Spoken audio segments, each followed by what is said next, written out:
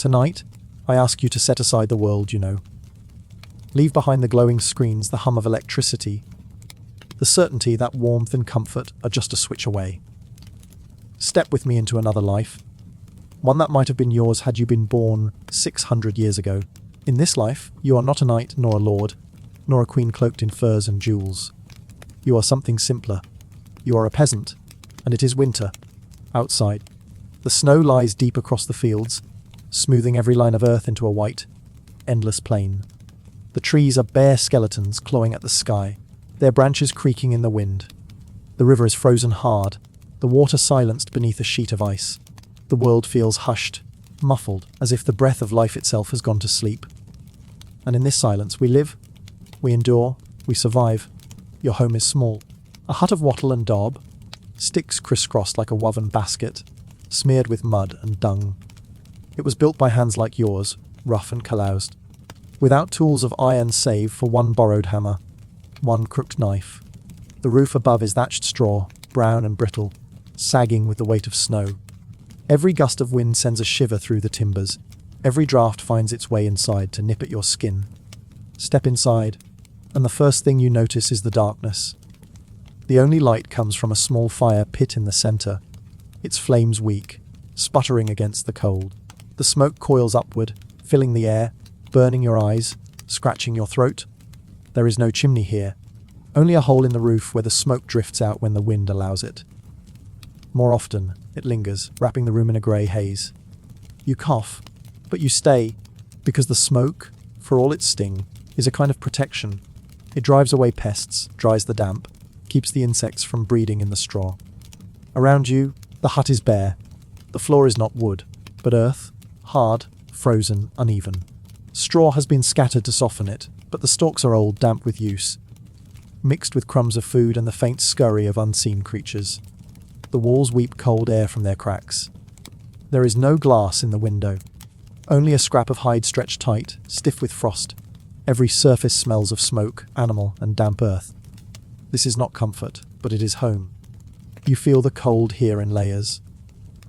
It creeps in through the floor, seeps down through the thatch, snakes in through the gaps in the walls. Even with a cloak pulled tight, the chill finds its way inside you. You know that tonight will be long, and that sleep, if it comes, will be shallow and restless. But still, this is life. This is what it means to live as a peasant in the Middle Ages, to face winter not with central heating and glowing lamps, but with fire, straw, and the warmth of those around you. You survive because you must. And every night you endure, every morning you wake, is proof that you have not yet been beaten. Imagine the wind outside. It howls, rattling the shutters, clawing at the roof. Sometimes it sounds almost like a voice, like the cry of some ghost prowling across the fields. You lie on the straw, listening, waiting for the gust to ease. You hear the timbers groan, the thatch rustle. The hut seems to tremble with each blast. And yet it stands, as it has stood through other winters, as it will stand through this one, if you are fortunate. You are not alone here. Your family is near, children huddled close, a partner stretched beside you, perhaps even an elder sleeping at the far end of the hut. Their breath mixes with yours, clouds of steam in the cold air. At the edges of the room, animals shift in their stalls. A goat bleats softly, its body pressed near for warmth. A pig grunts, turning in its sleep. Chickens roost in the rafters above, feathers rustling as they stir. The hut is crowded, cramped, but in this closeness there is survival. Look again at the fire. Its glow is small, its warmth reaching only so far. If you sit close, your toes begin to thaw, but your back still feels the bite of the cold. If you turn around, your front cools again, while your spine warms. It is a slow dance, a constant shifting to share the meager heat. But this flame, faint as it is the difference between life and death. Without it, the hut would become a tomb. With it, you may last another night. You know that each log, each bundle of peat, each scrap of fuel is precious. You ration them carefully, never feeding the fire more than it must have. Too much, and you waste tomorrow's heat. Too little, and tonight becomes unbearable. Every ember is guarded, every spark treasured. You will not let it die if you can help it. To wake to cold ashes is to wake to despair. To wake to glowing coals is to wake to hope. As you sit by the fire, your body heavy with exhaustion, your mind drifts. Outside, the snow deepens. The world is silent, save for the crackle of the fire, the sigh of the wind, the occasional lowing of cattle, or the shuffle of hooves. In this silence, you find a strange peace. The world may be harsh, but it is also still.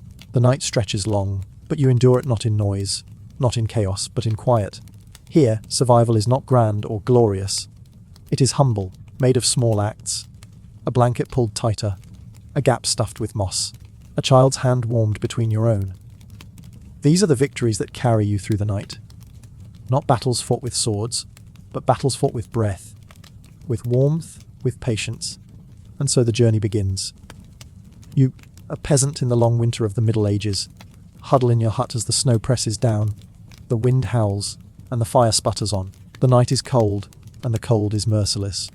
But still you endure. Your hut is not built for comfort.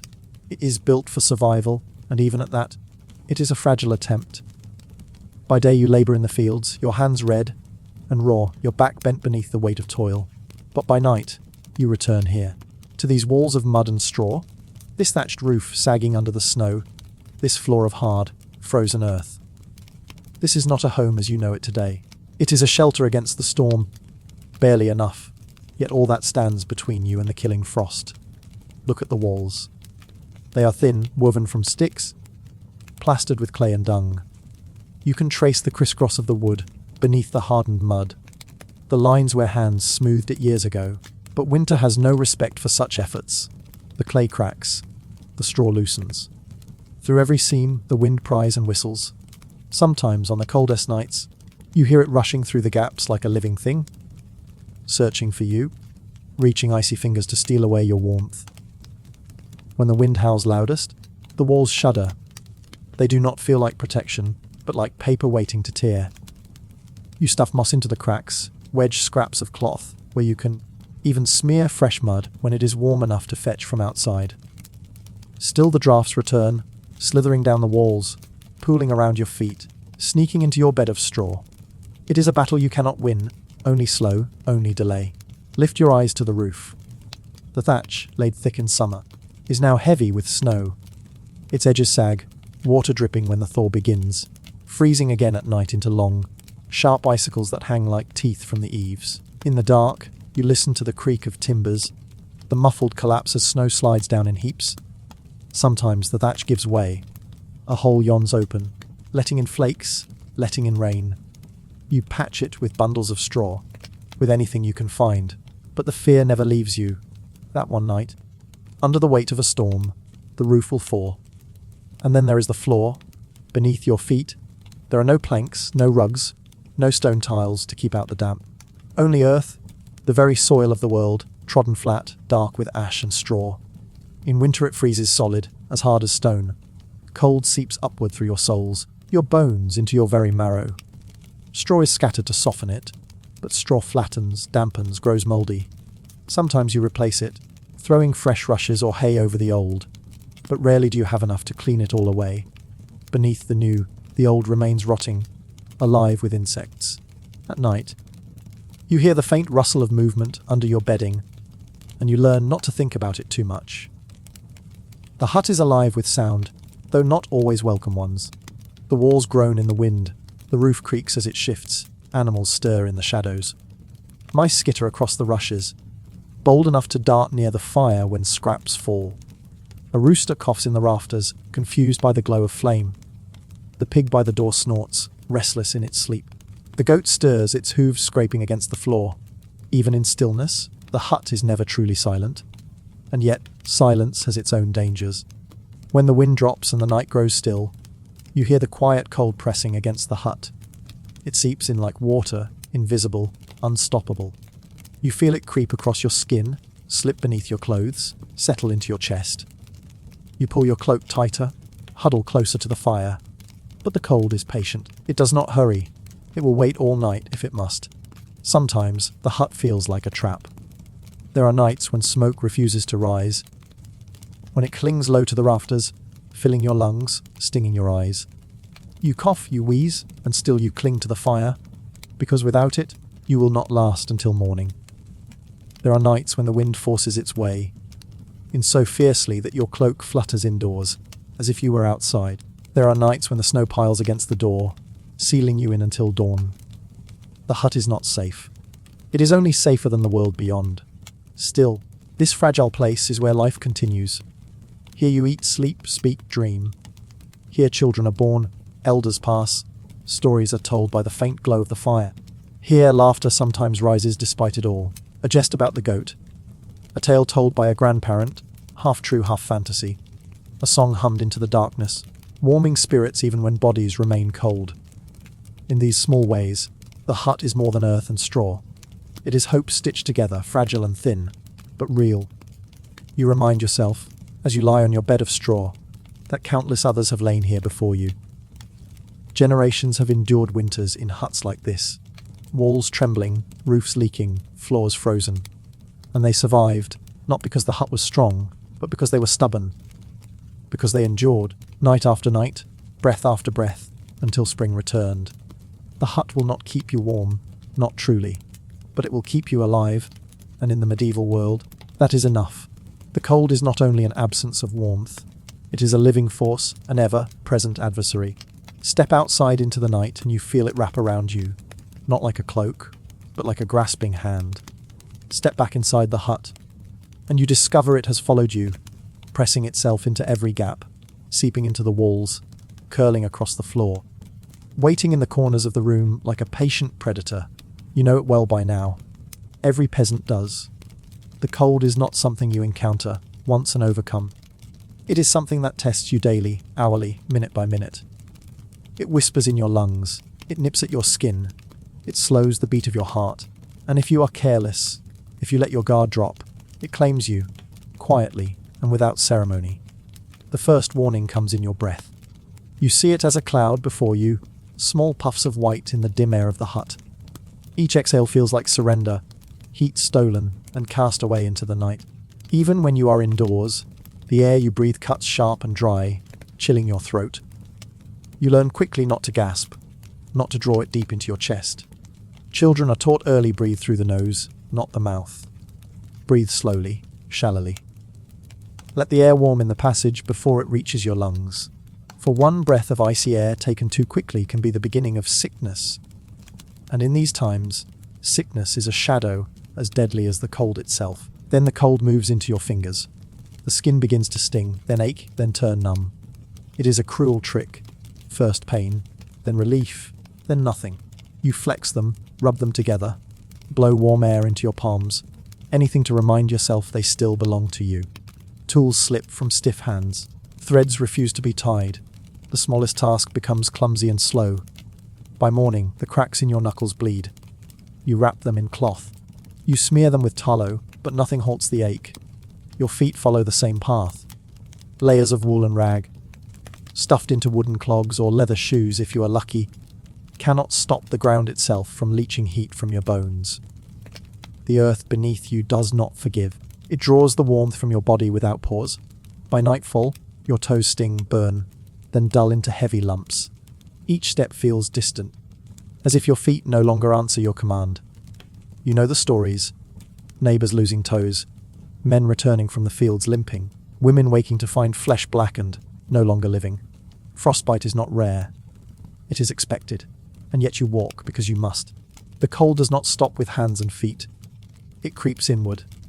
It stiffens your shoulders, curls your spine, tightens your jaw. You sit by the fire, your front warm, your back shivering, always chasing a balance that cannot be found.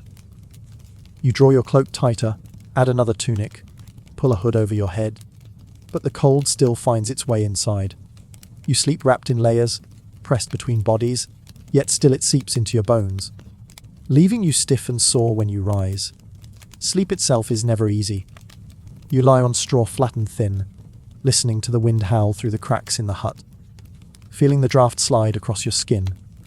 You shift and turn, trying to keep blood moving, trying to warm one frozen side without abandoning the other. Children whimper in the dark. The baby coughs, her small body shuddering as the cold digs deeper into her fragile chest. You pull her closer, wrap her tighter, press her between two bodies, praying it will be enough. Some nights it is. Some nights it is not. The fire is your only shield, yet even that shield is fragile. You sit near it, watch the flames dance, feel their warmth soak into your face, your hands. But step back, even a little, and the warmth vanishes, replaced by the bite of frost. The fire is loyal only to those who feed it. You must tend it, hour after hour. Add wood, add peat, add anything that will burn. If you are careless, if you let the flames die, you will wake in a hut as cold as the field outside. And so, the fire is guarded as though it were life itself. Before bed, the embers are banked, covered with ash to keep them alive until morning. It is a skill every child learns, the right thickness of ash, the right way to heap it, not too much to smother, not too little to expose. In the morning, if even a single glowing coal remains, hope remains. You stir it back to life, coax it with kindling, and the flames return. But if the embers are gone, if the fire is truly dead, then despair settles in. Flint and steel must be struck again, sparks teased from stone, smoke coaxed from dry moss. Fingers freeze as you bend low, breath shallow, eyes watering. Sometimes, no matter how hard you try, the fire does not return. And then you wait shivering, until a neighbour brings an ember wrapped in cloth, or until the sun offers its pale mercy. Food helps. A heavy meal before sleep gives the body fuel to burn. Thick porridge of oats or barley, a stew of turnips and beans, rough bread soaked in broth. These are not feasts, but they are fortresses against the cold. The heat of digestion spreads through you slowly, keeping you warm through the long night. Parents press food into their children's hands, urging them to eat more, to fill their stomachs, for an empty belly is an open door to the frost. Even the poorest try to save something for night, for it is better to go hungry in daylight than to face the dark without fuel in your body. Sometimes, small tricks bring comfort. A stone heated in the hearth, wrapped in cloth, placed in the straw at your feet. A pot of warm water set beneath the bedding. A cloak pulled over your head, trapping your breath until the air around your face warms slightly. These are not luxuries. They are desperate measures, fragile victories in the nightly war. And yet, when they work, when your feet remain warm, when your face does not freeze, they feel like miracles. And there is one weapon greater still: each other. Families huddle close, pressing their bodies together, wrapping arms around children, drawing elders into the center. It is not comfort. It is not peace. It is survival. The warmth of many bodies together creates a heat no single body could hold. Animals are brought in too: goats, pigs, even cows in the worst winters. Their breath clouds the air, their bodies steam faintly, their warmth joining yours. The hut stinks, it is crowded, noisy, restless. But it is warmer. And in the medieval winter, warmer is the difference between life and death. Even in these struggles, there are moments of strange beauty. The way frost glitters on the thatch when the moonlight strikes it. The stillness of the air after the wind dies, when the whole world feels paused, hushed. The warmth of laughter, when someone tells a story to distract from the cold. When a song rises softly in the dark, carrying hope through the night. These small sparks remind you that winter is not endless, that spring will come. Morning always arrives, even if slowly. You wake stiff, aching, lips cracked, skin raw but alive. The hut brays with you, frost clinging to its walls, breath hanging in the air like mist. You rise, you stir the fire. You step into another day of cold. It has taken from you strength, comfort, ease, but it has not taken everything. And so, you endure. Because that is what peasants have always done. You endure, one night at a time, until the thaw returns. The hearth is more than a pile of stones and smouldering embers. In your world, it is the center of life. The fragile heart that keeps breath in your lungs and frost from your bones. Step inside any peasant's hut on a winter's night, and you will find the same thing. Not gold, not comfort, not abundance, but a small fire burning bravely in the gloom, surrounded by bodies bent toward its light. It does not look like much. The hearth in your home is little more than a shallow pit dug into the packed earth of the floor, its edges ringed with stone blackened by years of smoke. No chimney carries the smoke neatly away. It rises freely, filling the air, curling upward until it seeps through the thatch, or drifts out through cracks in the walls. At times the air grows so thick your eyes water, your throat burns, and coughing rumbles through the room like a shared rhythm. But you endure it, for the smoke means the fire is alive, and the fire is all that stands between you and the cold's relentless hunger. You learn early to watch the flames, to read their language. A strong flame is a promise that warmth will linger, that the night will not claim you. A weak flame, guttering and gasping, fills your chest with unease. You stir it, feed it, coax it back to life with the patience of a parent soothing a restless child. You know the fire cannot be left to itself. It is needy, demanding, alive, and without it you are nothing. The day begins and ends with the fire. At dawn, when breath hangs like mist in the icy air of the hut, someone bends low over the hearth. They pull back the mound of ash where the embers were banked the night before. Fingers blackened with soot, they search for the faintest glow. Sometimes a dull red spark remains, stubbornly clinging to life. You cradle it gently, laying dry moss or splinters of wood upon it, blowing softly until the spark grows, until smoke curls upward, until a tiny flame trembles into being. From that single ember, the day begins again. When the fire survives the night, you feel relief. A small victory, one less burden. But when the embers have gone cold, when the hearth is lifeless and grey, despair sets in. You must begin from nothing, striking flint against steel, praying for sparks, your breath frozen, your hands trembling. The process is slow, stubborn, cruel. Sparks die before they catch, kindling refuses to burn. Smoke teases you with hope before fading into nothing. Each failure feels heavier. For every moment spent without fire, the cold creeps deeper. Children huddle closer together. Animals stamp their hooves restlessly. Elders cough into their cloaks. The pressure builds. The fire must return. It is not comfort you seek, but survival. And when at last it does, when the kindling crackles, when flames rise, when light fills the room again, the relief is almost holy. You warm your hands, stretch them out, feel the life returning, and whisper thanks to the fire, to your patience, to whatever mercy allowed the flame to come back. In these moments, the fire feels less like a tool and more like a spirit, something alive, something worthy of reverence. And in truth it is. Around the fire, daily life unfolds. Food simmers in iron pots if your family owns one, or roasts clumsily on sticks if you do not.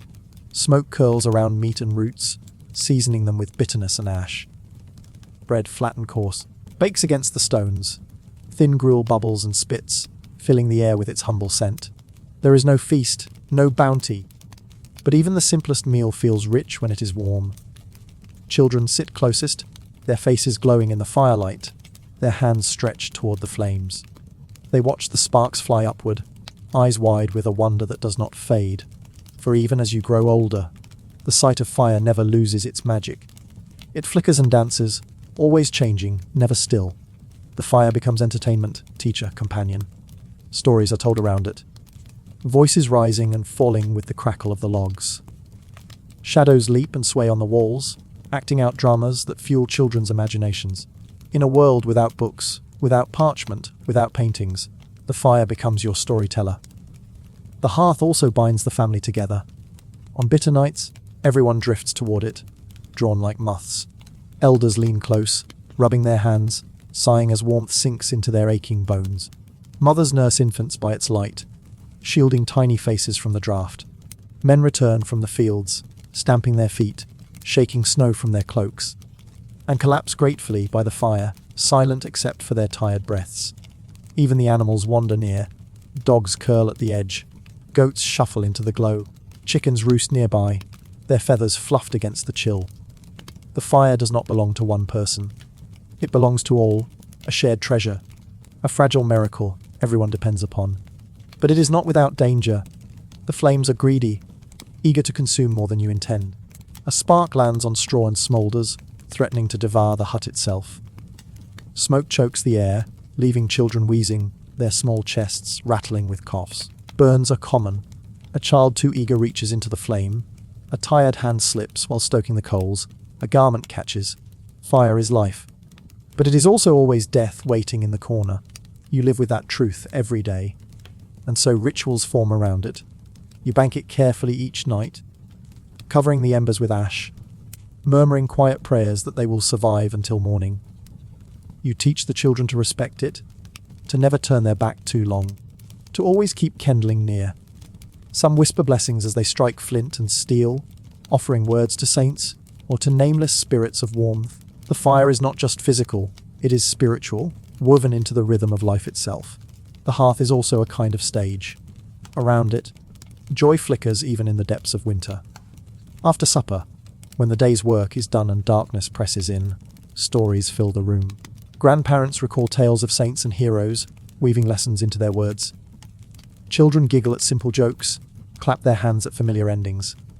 Songs rise, soft and steady, voices blending with the crackle of the fire. These are not grand performances, but they are lifelines of joy. For a few hours, the cold fades to the edges, replaced by laughter, music, and the warmth of community. There are games, too, played by firelight.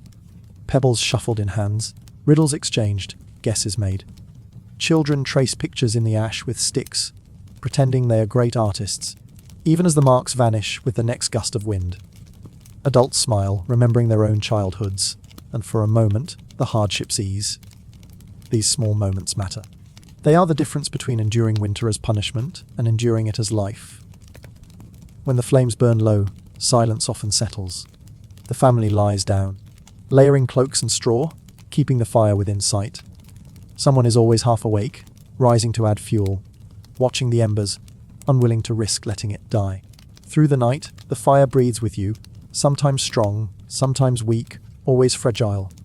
And in the morning, when the first light of dawn seeps through the cracks in the wall, you rise again and repeat the ritual. The hearth, for all its smoke and struggle, is more than a tool. It is the heart of survival, the symbol of endurance. It is a reminder that even in the harshest winter, humanity has always found a way to carve light from darkness, warmth from emptiness, life from the edge of death. And as long as the fire burns, so do you. In winter, your body becomes its own battlefield. Every breath, every movement, every exposed inch of skin is an invitation for the cold to sink its teeth into you.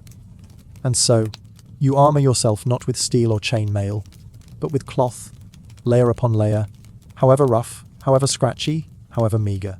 You begin with the simplest garment, the base upon which everything else is built, a linen tunic. It is coarse, uneven, perhaps mended so many times that it seems more patch than fabric. The weave is loose, letting wind slip through easily. But it is still a barrier, however thin, between your flesh and the freezing air. Its touch is familiar, the kind of familiarity that blurs into forgetfulness. You hardly feel it anymore, except when it stiffens with sweat or dampens with melted snow, clinging cold against your skin. Over the tunic you add wool. Always wool, if you have it. Scratchy, heavy, stubborn wool, spun from the backs of sheep that bleat restlessly in their pens outside. Wool holds warmth even when damp, and that makes it precious. A woolen cloak, a coarse overshirt, a pair of leggings that sag at the knees, but still cling to your calves. Each piece is a treasure. Even if it smells faintly of lanolin, even if it is thick with grime, you pull it on gratefully. In this world, warmth matters more than pride. Sometimes, the wool is dyed in faint colours, earthy browns, smoky greys, washed-out greens. But more often it is the colour of the sheep itself, unadorned, simple, humble. And yet, in the firelight, when shadows flicker and dance, those colours take on a richness of their own. A drab cloak becomes deep as the forest. A patched tunic glows red, gold like embers. For a moment, you almost feel fine. Your feet are another story. Few peasants own boots. Leather is rare, expensive, often reserved for those of higher station. So instead, you wrap your feet in rags, strips of old cloth, wound tightly around toes and heels, layer upon layer until they form a makeshift shoe. If you are fortunate, you may have wooden clogs to wear over them, hard and awkward, but better than bare skin on frozen ground. Still, the cold seeps in through every crack, numbing toes, turning them pale and stiff. You learn to stamp your feet often, to keep the blood moving, to keep frostbite at bay. Hands, too, are swaddled. Scraps of wool, rough mittens stitched crudely from leftover fabric, or sometimes nothing at all but sleeves, pulled long over your fingers. The cold bites hardest at the extremities. Fingers, toes, ears. You tuck your hands under your cloak, bury your chin in rough cloth, pull a hood over your head, and hope it is enough. And then there is the cloak, the peasant's shield against the world. Some are woven, Others are nothing more than animal hides stretched and tanned, the fur left intact for extra warmth. A sheepskin cloak, ragged and greasy, smells strongly of the animal it came from. But when the wind howls outside and the hut rattles, you do not care.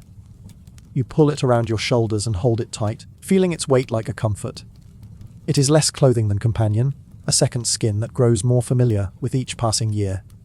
Dirt, too, becomes a kind of clothing. You do not wash your garments often. Water is too cold, too scarce, too precious to waste on soap and scrubbing. So the fabric grows stiff with use, stained with sweat, smoke, and soil, and in its own way, this filth becomes protection. The grease and grime fill the gaps in the weave, making the cloth thicker, more resistant to wind. The smell is strong, yes, but so is the warmth. In winter, you accept it gladly. Every morning, dressing is a ritual of layering. Tunic over shirt, cloak, rags at your feet, hood over your head. Each piece adds another fraction of warmth, another fragile defense against the cold. You feel heavier, clumsier, your movements restricted. But you also feel safer. You are swaddled like a child, bundled like a parcel, and in that cocoon of fabric, life continues. But clothing is not only about survival. Even in hardship, people find ways to express themselves, to cling to a shred of beauty. A bit of embroidery stitched into a sleeve, a coloured thread woven into a cloak, a small token pinned near the heart.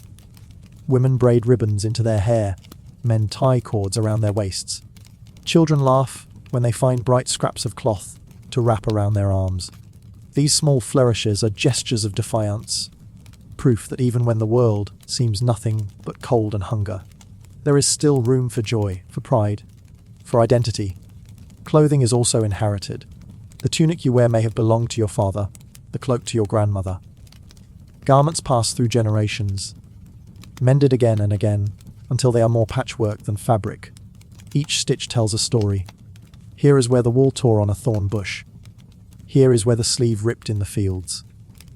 Here is where your mother sewed it back, humming softly by firelight. Your clothing is not only protection. It is memory, history, connection. And in the village, clothing becomes a kind of marker. Everyone's garments are humble, but small differences speak volumes. A cloak lined with fur suggests rare luck or kindness from a wealthier patron. Brightly dyed wool hints at trade, at connections beyond the village. A tunic without patches might be new, a gift at marriage, a sign of fresh beginnings. And though no one says it aloud, people notice. Clothing, however meagre, still whispers of who you are, what you have, where you belong. At night, you do not remove much. Perhaps you strip away one layer, but most of what you wear stays on. For to bare yourself to the cold is to invite death. Children sleep swaddled in the same cloaks they wore through the day, huddled together under shared blankets, breathing softly into the folds of cloth. Adults lie stiff in their wool and rags, shifting awkwardly on straw mattresses, feeling the itch of dirt and sweat. Comfort is secondary to warmth. And yet, despite all this, there are moments when you feel almost cozy. When the fire burns bright, when the cloak hugs your shoulders, when your toes are wrapped snugly in their layers of rags. You feel something rare, contentment. You sit in the flickering glow, scratch at the wool against your skin, breathe in the smoky air and think, this is enough. This is life raw and rough, but life still. Your clothing will never be fine. It will never shine in candlelight or shimmer in the halls of lords. But it will carry you through the longest nights, the hardest winters. It will shield you from frost, from hunger, from despair. And in its coarse, humble weave, you will find not only survival, but dignity. Because in the end, what matters is not how your clothes look, but that they hold you close when the cold presses in. They are your armor, your second skin, your constant companion. And though they may be ragged, patched, stained, and heavy, they are also proof that you endure against the wind, against the snow, against the darkness of winter itself. The cold presses against the walls, and though the fire does its best to fight it back, you know that warmth must also come from within. Heat, real lasting heat, is born not only from the hearth, but from the food in your belly. And so, every winter night, your thoughts return again and again to the same question, what shall we eat? Food is not abundance here. There are no overflowing tables, No gleaming roasts carried in on silver platters. For a peasant, food in winter is what you have managed to store, preserve, or beg from neighbours before the snow sealed the fields shut. Each bowl, each bite, is a reminder of how close you stand to hunger. Yet even in scarcity, there are small victories, small comforts, small joys that bring warmth as surely as the fire. Most evenings begin with a pot set upon the hearth. The pot is iron if you are fortunate, clay if you are not. Blackened by years of smoke, it hangs over the embers, filled with water, with vegetables, with scraps of whatever can be found. The most common meal is pottage, a thick, simple stew that changes with the seasons, with the luck of the harvest, with the generosity of the land. In winter your pottage is humble. Turnips, parsnips, onions, dried beans, root vegetables pulled from the earth months ago, stored carefully in pits lined with straw to keep them from freezing. Their flesh is soft now, wrinkled, sometimes sprouting faint green shoots, but still they cook down into something edible, something sustaining. A handful of dried peas, softened by hours of simmering, adds bulk. Barley or oats, stirred in until they swell and thicken the broth, make the stew filling enough to last the night. If fortune smiles, a small piece of meat may find its way into the pot. A scrap of salted pork, a bone with shreds still clinging, or perhaps a bit of bacon fat saved from autumn slaughtering. The meat flavours the broth, spreading its richness even if there is barely enough for each person to taste. Sometimes dried fish, traded from coastal villages, makes an appearance, salty and sharp against the bland vegetables. On feast days, if luck or charity prevails, you might even taste mutton or goose, but such moments are rare, precious, unforgettable. Bread, dense and dark, is another staple.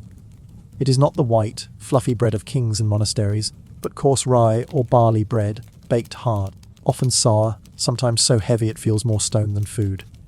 Yet dipped into pottage, softened by broth, it becomes palatable, even comforting. Every crumb matters. Nothing is wasted. Even stale bread finds new life, crumbled into stews, softened in milk, fried if fat is available. Meals are eaten slowly, carefully, because there is never quite enough. Children are taught to savour every spoonful, to chew the tough bread until it softens, to scrape the bowl clean. And yet, for all its simplicity, there is comfort in the ritual. The smell of simmering stew fills the hut, masking the odours of smoke and damp. The steam warms your face as you lean over the bowl. The taste, however plain, spreads heat through your chest, driving back the cold for a little while longer. There is joy in the little luxuries too.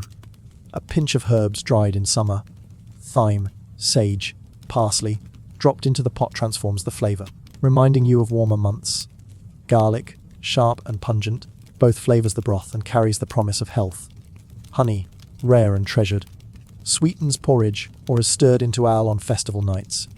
On the coldest evenings, these small additions feel like riches, proof that life is more than mere survival. Feast days break the monotony. Though the church calendar is strict, it is also generous, offering moments of respite from the grind of daily hunger.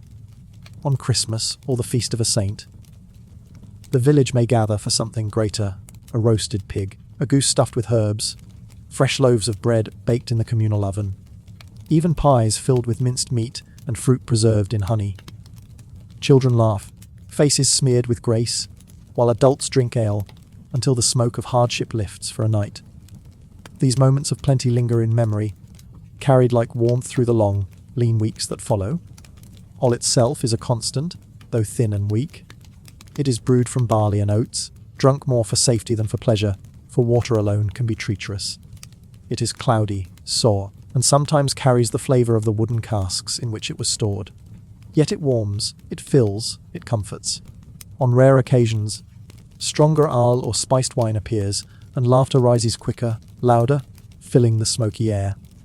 There are tricks too, for keeping food through the harshest months. Meat salted or smoked, hung high in the rafters where smoke curls around it. Apples stored in cool pits, slowly shriveling, but still sweet weeks later. Nuts kept in sacks, cracked one by one as the nights grow longer. Cheese firm and pungent, cut into thin slices and savoured sparingly. Each preserved food is a treasure, guarded carefully, shared cautiously, stretched as far as it will go. Children sometimes sneak moments of happiness in food that adults overlook.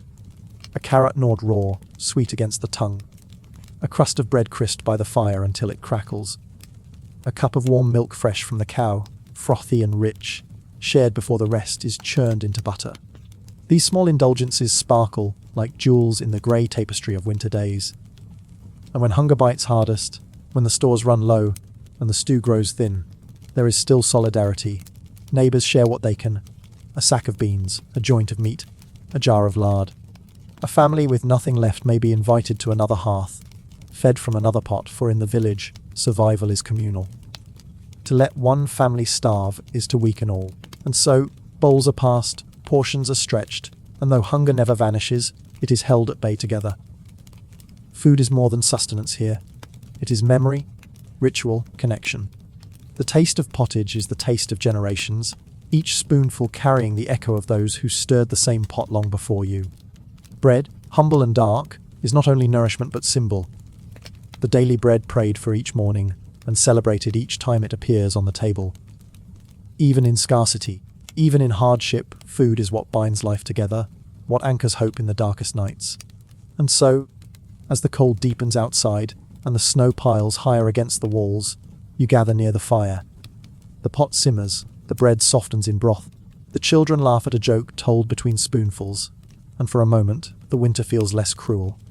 Hunger is never far away, but warmth, too, is near. And in that warmth, in that shared meal, you find not just survival, but comfort. Because in the end, food is not merely what keeps you alive, it is what makes you human. And in the long, frozen silence of a medieval winter, it is food, humble, simple, hard-won, that reminds you of life's sweetness, however faint, however fleeting. The night stretches long, and the cold presses harder. The fire burns low, the stew pot empty, and you find yourself wondering if there are any more defences against the icy dark. For peasants, survival is not only about strength or endurance. It is about cleverness, about the small tricks that make the difference between shivering until dawn and waking with your breath still fogging in the morning air. These little inventions, born of necessity, stand like quiet guardians against the endless winter.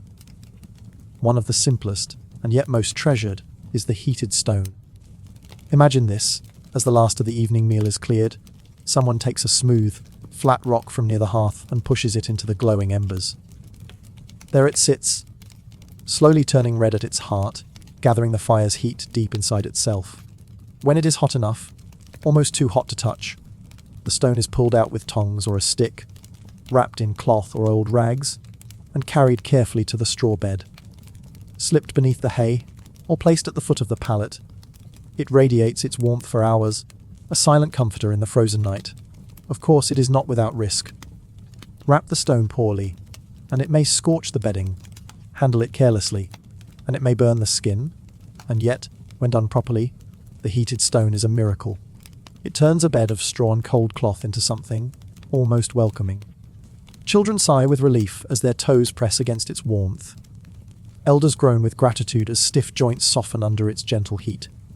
It is a small reprieve, but one remembered with thankfulness. There are other tricks, too, the hay box, for instance. A humble chest lined with hay, used to trap heat around a pot. A stew boiled hard over the fire might be placed inside, the lid shut, the hay snugging it close.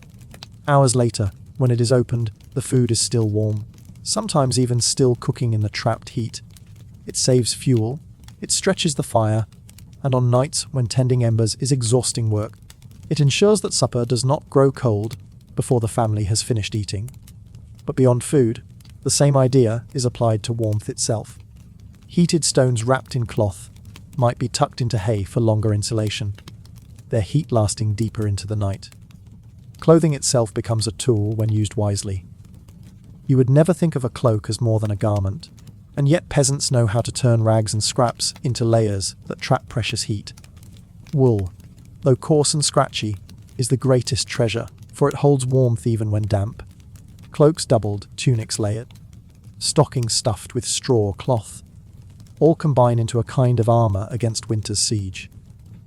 Children are bundled until they resemble round bundles of cloth, waddling awkwardly but safe from the worst of the cold. Even filth, though rarely spoken of, plays its role. Clothes worn for weeks, stiff with dirt and grace, develop a kind of insulation. The grime blocks the wind, holds in body heat. It may stink, it may itch, but it saves lives. And in a world where laundry means breaking ice at the river and waiting days for damp cloth to dry in freezing air, dirt is not shame but strategy. And then there are the walls themselves, fragile as they may be. Every draft, every gap in the thatch, every crack in the daub is an invitation for the cold to creep in. Peasants, knowing this, use whatever they can to fill the gaps. Moss is prized for its softness and density. Old cloth, stuffed into holes, creates small patches of insulation. Straw mud, even tufts of animal hair, are pressed into service, jammed into every crack like a soldier plugging breaches in a fortress. Each handful makes the hut a little less drafty, a little more resistant to the howling winds outside. Sometimes, the floor itself becomes a tool. Straw scattered thick across the dirt keeps the icy ground from leaching away all your warmth. In some homes, rushes are layered, fresh ones added on top of the old until the floor is thick, soft, and somewhat insulating. It may be damp, it may be crawling with fleas, but it keeps feet from freezing, and that alone is worth the discomfort. The positioning of the fire, too, is strategic. Some huts have no chimney, and so smoke fills the room, curling up into the thatch, staining the walls black. This smoke, though choking and stinging, also warms the rafters and drives away pests. The hut may be dark, smoky, difficult to breathe in, but without it, the cold would be unbearable. And there is the fire, banking trick, passed down from parent to child. At night, before sleep claims the household, the embers are buried under a thick mound of ash. The ash smothers the flames but holds in the heat, preserving the coals until morning. Come dawn, with a little breath and a few dry sticks, the fire leaps back to life. It is an art, this fire, banking, one that requires patience and skill. Do it poorly, and you wake to a dead hearth and a freezing hut. Do it well, and you carry the day's heat forward like a promise. Even the animals lend their warmth. A cow, breathing slow and heavy in the corner, can raise the room's temperature by degrees. Goats, restless and curious, snuggle close for warmth, their bodies small but steady furnaces. Pigs sprawl on the floor, their heat radiating into the cold air. Chickens roost above, feathers ruffled, their soft clucking a lullaby. It may stink, it may be noisy, but it is warmth, and warmth is worth any compromise. The people themselves are the greatest tool of all. Families huddled together in layers of cloth and straw, bodies pressed close, heat shared skin to skin. Children tucked between parents, elders cushioned in the center, everyone giving and receiving warmth. The rhythm of shared breathing fills the hut, the cold pushed back by the closeness of human life. There is no room for modesty, no thought for privacy. Only the certainty that together, you stand a better chance of seeing the dawn. And even in all this struggle, there are moments of ingenuity that bring smiles. A child discovers that placing a warm stone in his mittens keeps his hands from stiffening. A grandmother stuffs straw into her shoes and laughs at the crunch with every step. Someone finds a way to line the bed with sheepskin, and for weeks it feels like a miracle. Small tricks, small victories, but each one a thread in the fabric of survival. The winter is harsh, unrelenting, but through stones and ash, through moss and straw, through rags and smoke, and the heat of each other, you endure. Every trick is a story passed down, every tool a memory of those who came before. And in this long war against the cold, it is not strength alone that saves you.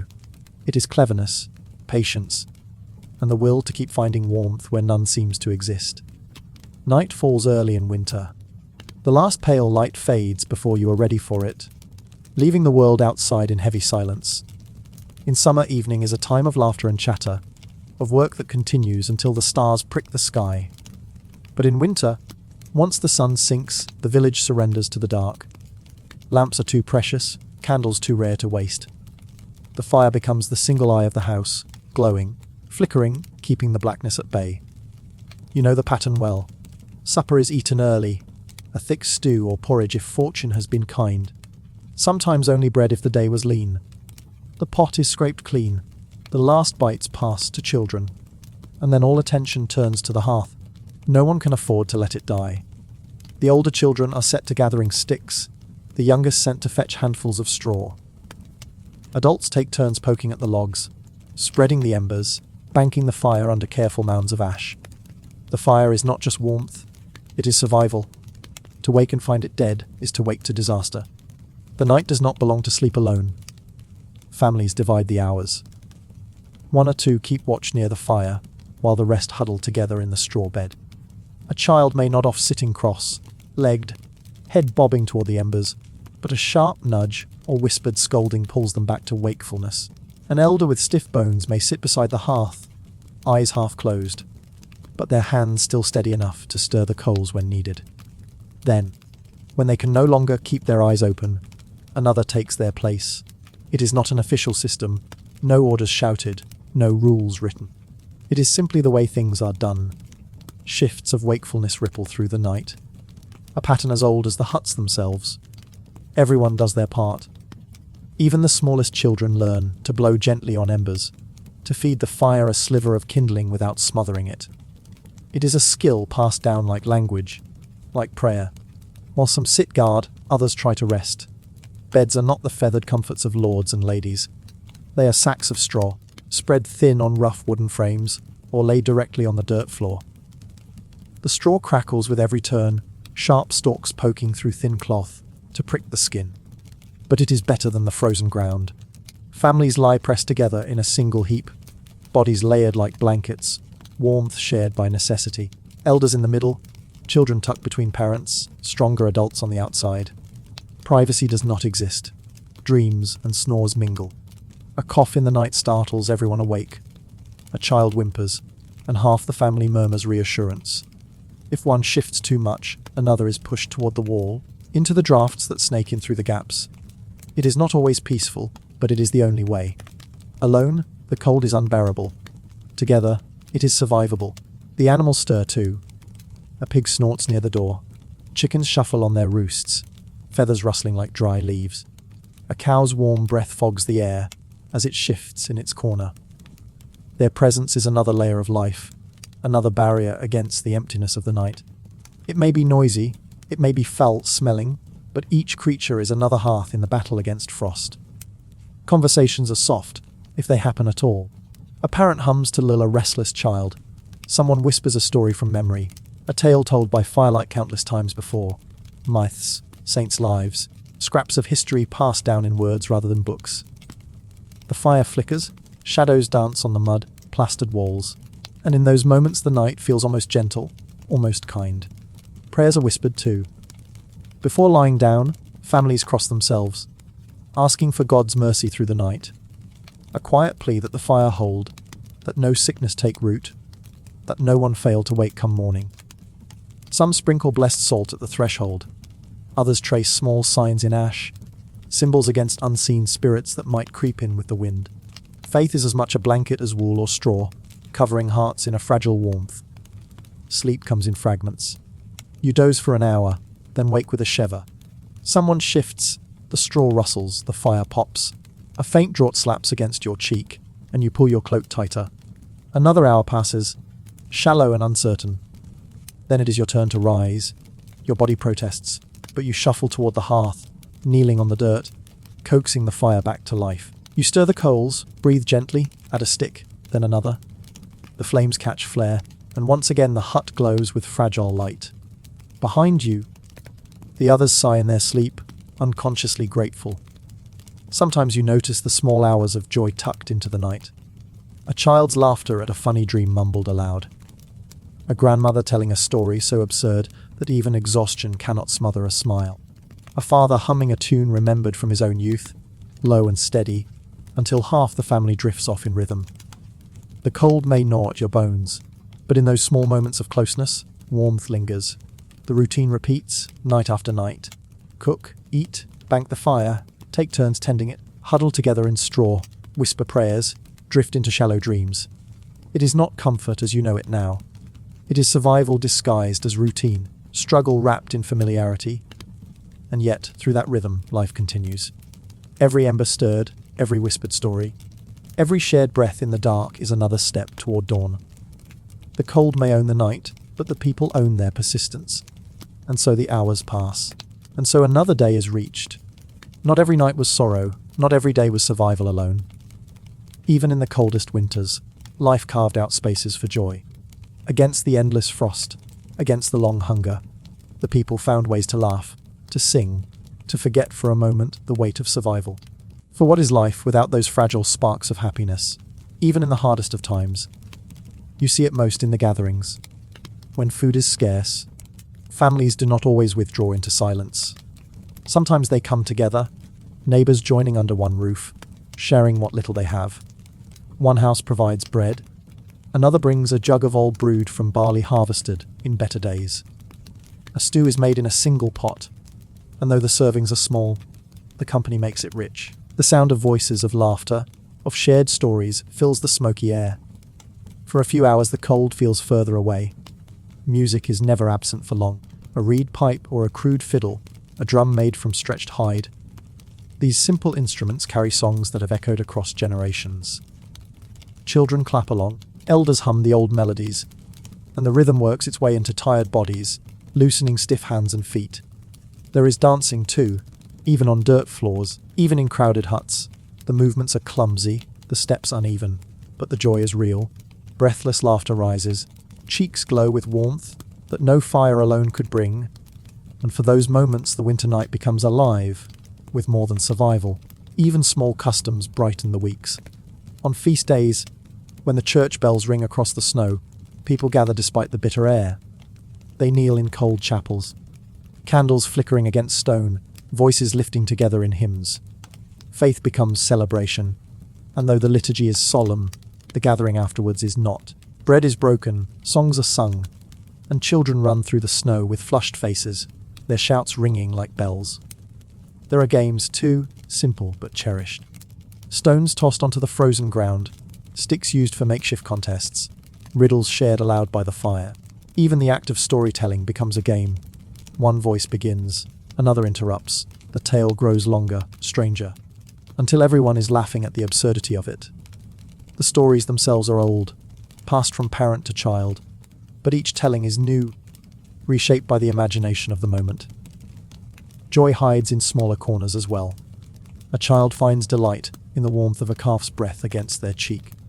A mother smiles at the clumsy song her son hums while poking at the fire. A father laughs when a goat steals a scrap of bread straight from his hand. These are not grand moments, not feasts or festivals, but they are treasured all the same. Even the seasons themselves bring small wonders. The first snowfall, though dreaded, also carries beauty. Children tumble into drifts, rolling and shrieking, while adults pause a moment in their toil to watch the flakes swirl. On clear nights, the stars blaze brighter than any candle, and villagers lift their eyes, marveling at the endless dome of light. For a moment, they feel part of something vast, something greater than hunger or cold. The greatest joys, however, are shared joys. In winter especially, when survival depends upon one another. Happiness is found not in possessions but in people. The warmth of a friend's hand clasped around your shoulder. The quiet reassurance of neighbors arriving unasked to help patch a roof or bring a handful of firewood. The sound of a familiar voice at the door, calling you into the night to see something wonderful. Perhaps a clear sky, perhaps a frozen river shining like glass, perhaps nothing more than the reassurance that you are not alone. And in those moments, the peasants remember why they endure. Not only for spring's return, not only for harvests and bread, but for these glimpses of light, the laughter in a smoky hut, the song carried into the cold air, the joy of a child's eyes sparkling like the frost outside. These are the treasures that cannot be measured, cannot be taxed, cannot be taken. Winter may test the body, but joy keeps the soul alive.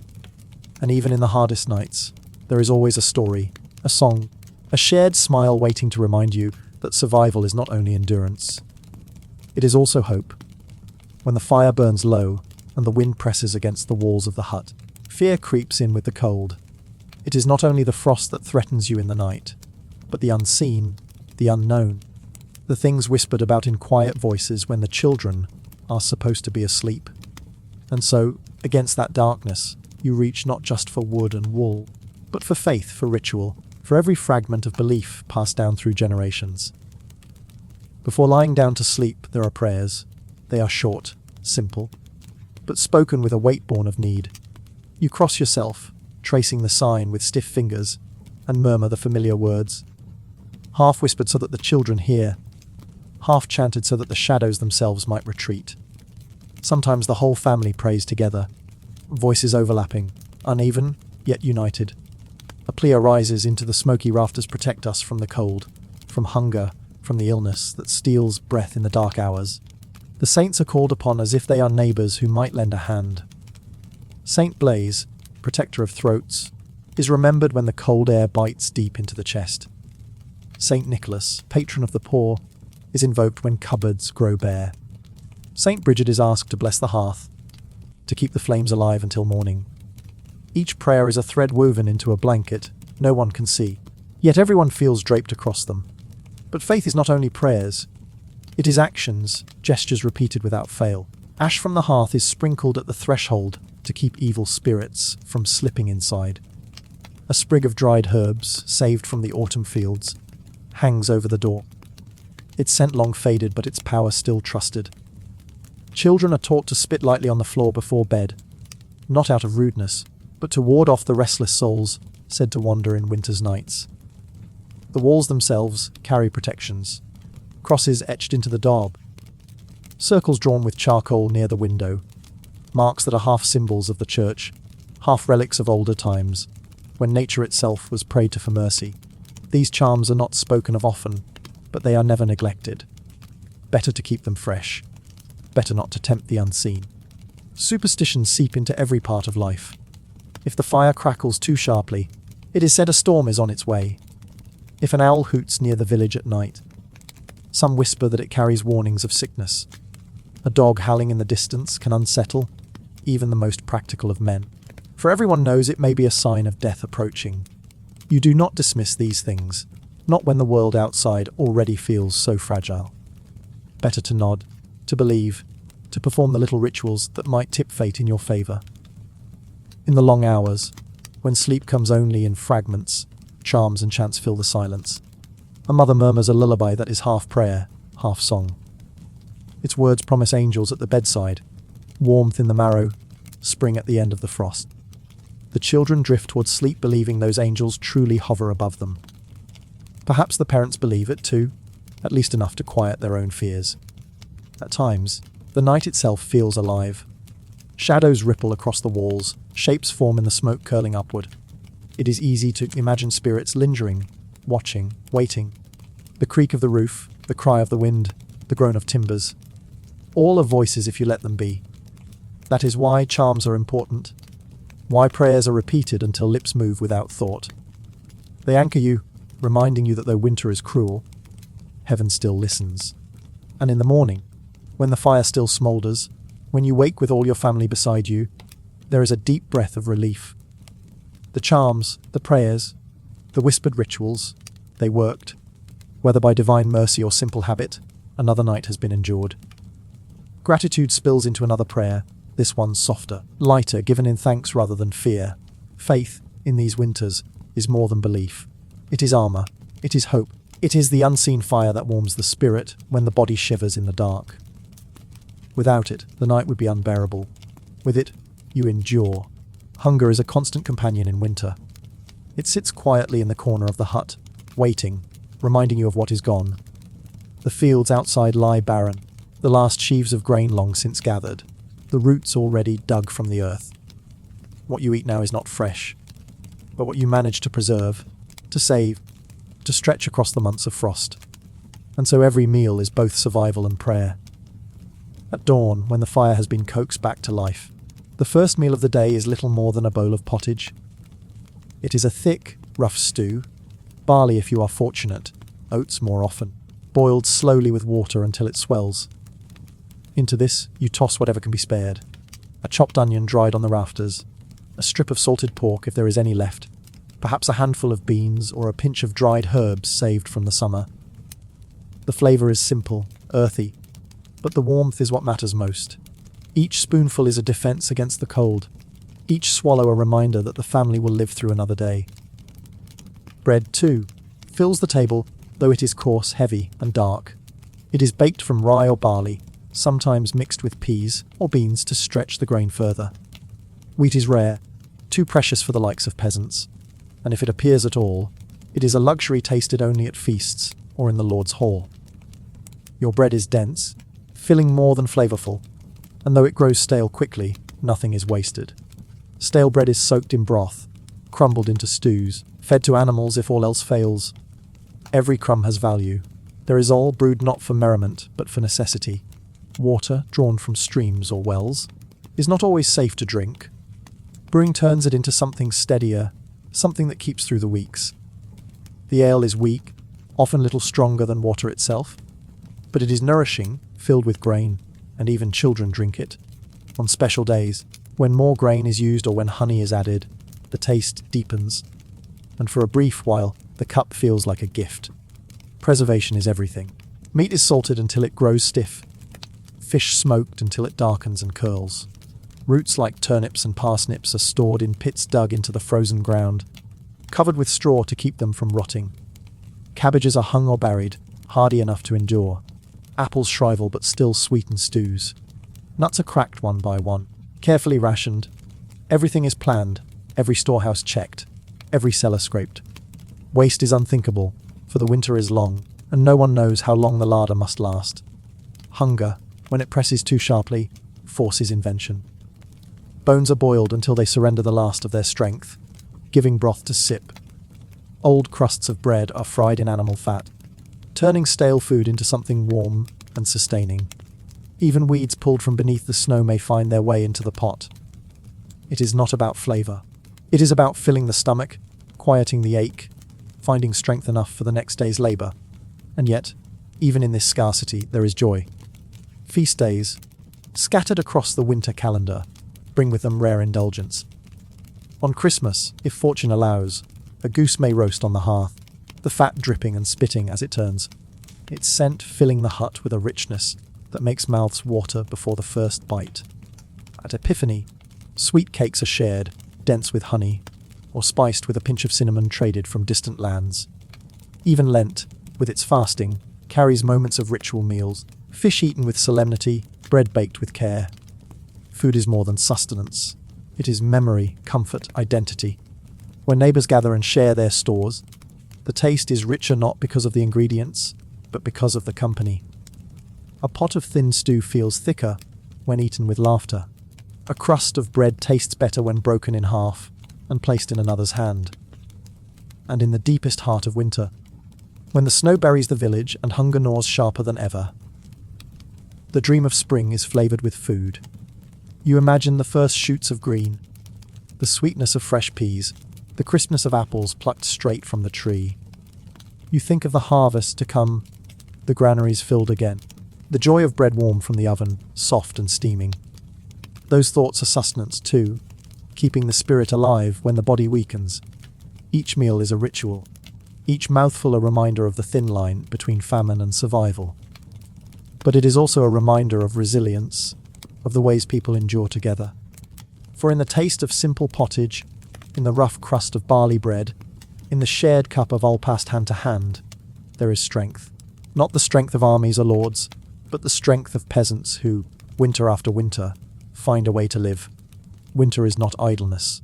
Though the fields lie silent beneath their blanket of snow, though the plough waits rusting in the shed, the rhythm of work does not end. If anything, it becomes sharper, more constant, for the smallest tasks now carry the weight of survival. Every day, from dawn until night, your hands must find something to do, or hunger and cold will overtake you. The first task each morning is the fire. Always the fire.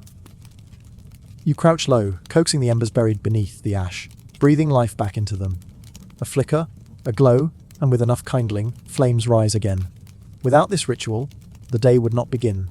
The fire means warmth, it means food, it means life. Then there is the water.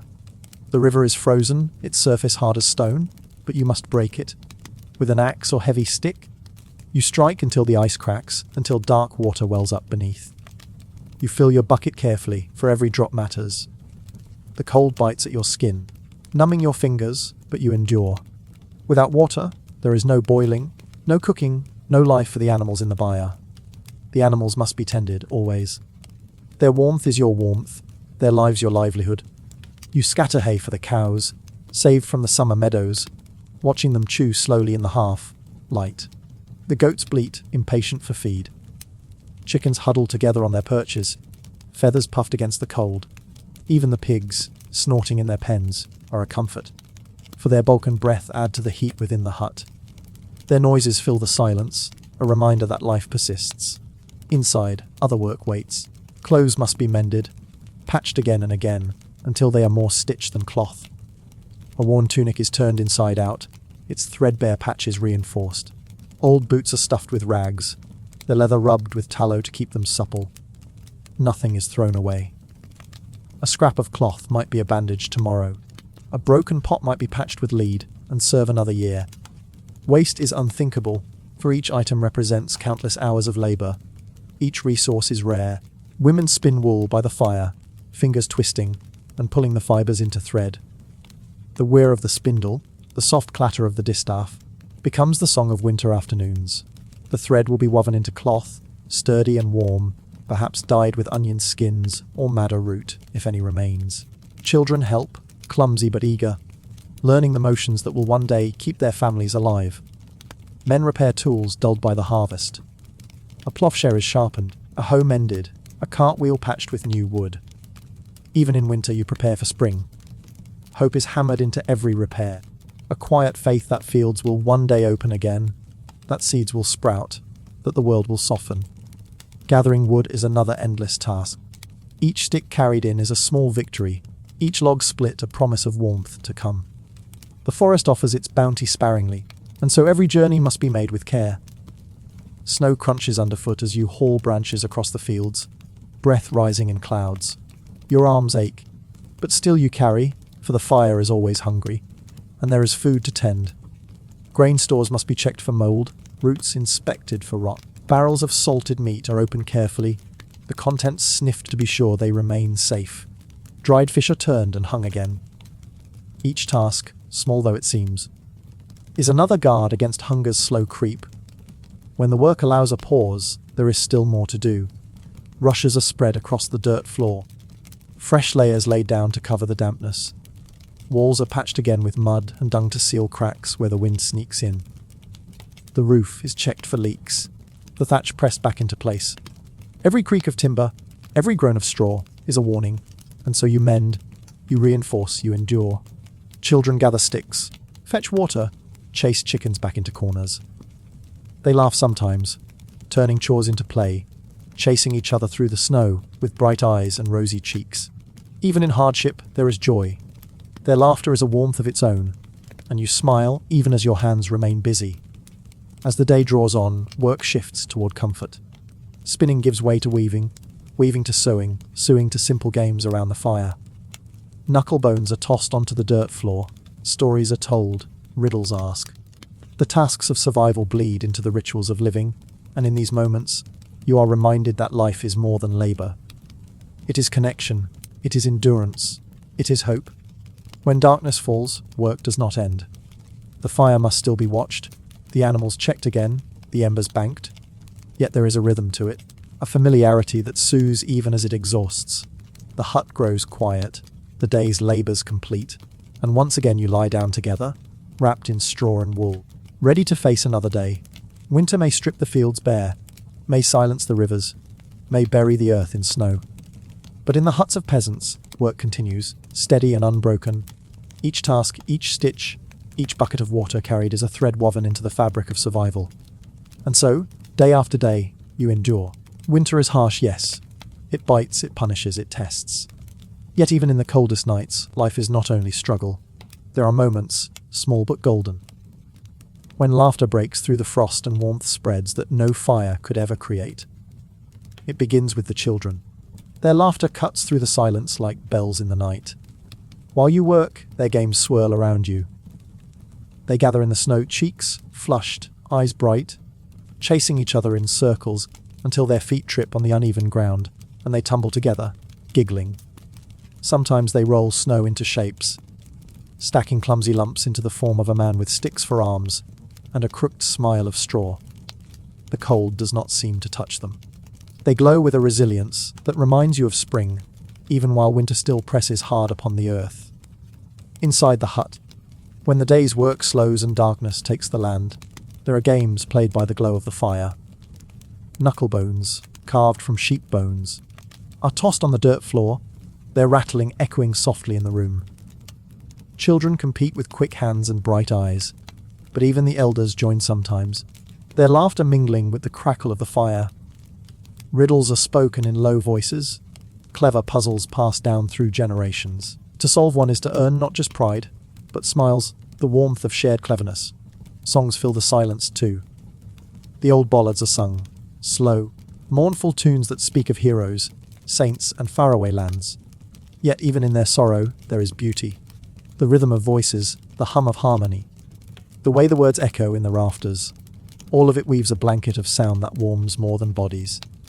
And sometimes, when the mood rises, faster songs are sung.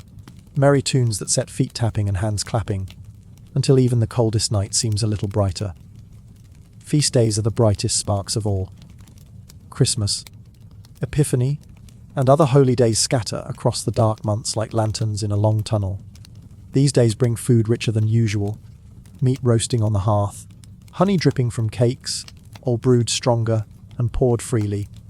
The entire village gathers, if only for a short while, to share what they have, to feast as though winter has no teeth. On such nights, faces glow in firelight, stories stretch longer, and songs rise louder. Hunger and cold wait outside, but within the circle of laughter and prayer, life is abundant. Even small rituals bring joy. A candle lit on a saint's day, its steady flame casting hope against the shadows. A prayer whispered in thanks for waking to see another morning. The feel of wool freshly spun, soft and strong in your hands. The quiet pleasure of mending something broken and knowing it will last a little longer. These are not luxuries, yet they fill the heart with peace. There is love, too, woven quietly into daily life. A hand brushed against yours as you pass by the fire. A smile exchanged across the hut, brief but soft. Lovers steal moments beneath the thatched roof, whispering promises of spring when they can walk together in fields alive again with green. Even in hardship, love finds its way, stubborn and bright. And then there are the stories, told by the elders, their voices low and steady, weaving tales of saints, of giants, of winters worse than this one survived long ago. Children huddle close, eyes wide, leaning into every word. These stories are more than entertainment. They are memory, tradition, a way of reminding each generation that survival is possible, that joy can always be found, that laughter and hope are just as necessary as bread and fire. So yes, winter is long, it tests you, it presses in, but it cannot take everything. It cannot steal the games played in snow, the riddles by the fire, the songs rising in dark rooms, the warmth of feast days, or the quiet strength of love. These are the sparks that keep the heart alive. These are the embers that glow even when the fire burns low. For in the end, survival is not only about food or warmth. It is about joy, however small, however fleeting. And in these moments, peasants do not merely endure the winter. They live it. When the nights stretch too long and the cold presses harder than flesh can bear, you find yourself turning not only to fire and food, but to faith. For in this world, survival is not merely a matter of the body. It is also of the soul. Every evening, as the last of the light fades, and the fire settles into a bed of glowing embers, prayers rise with the smoke.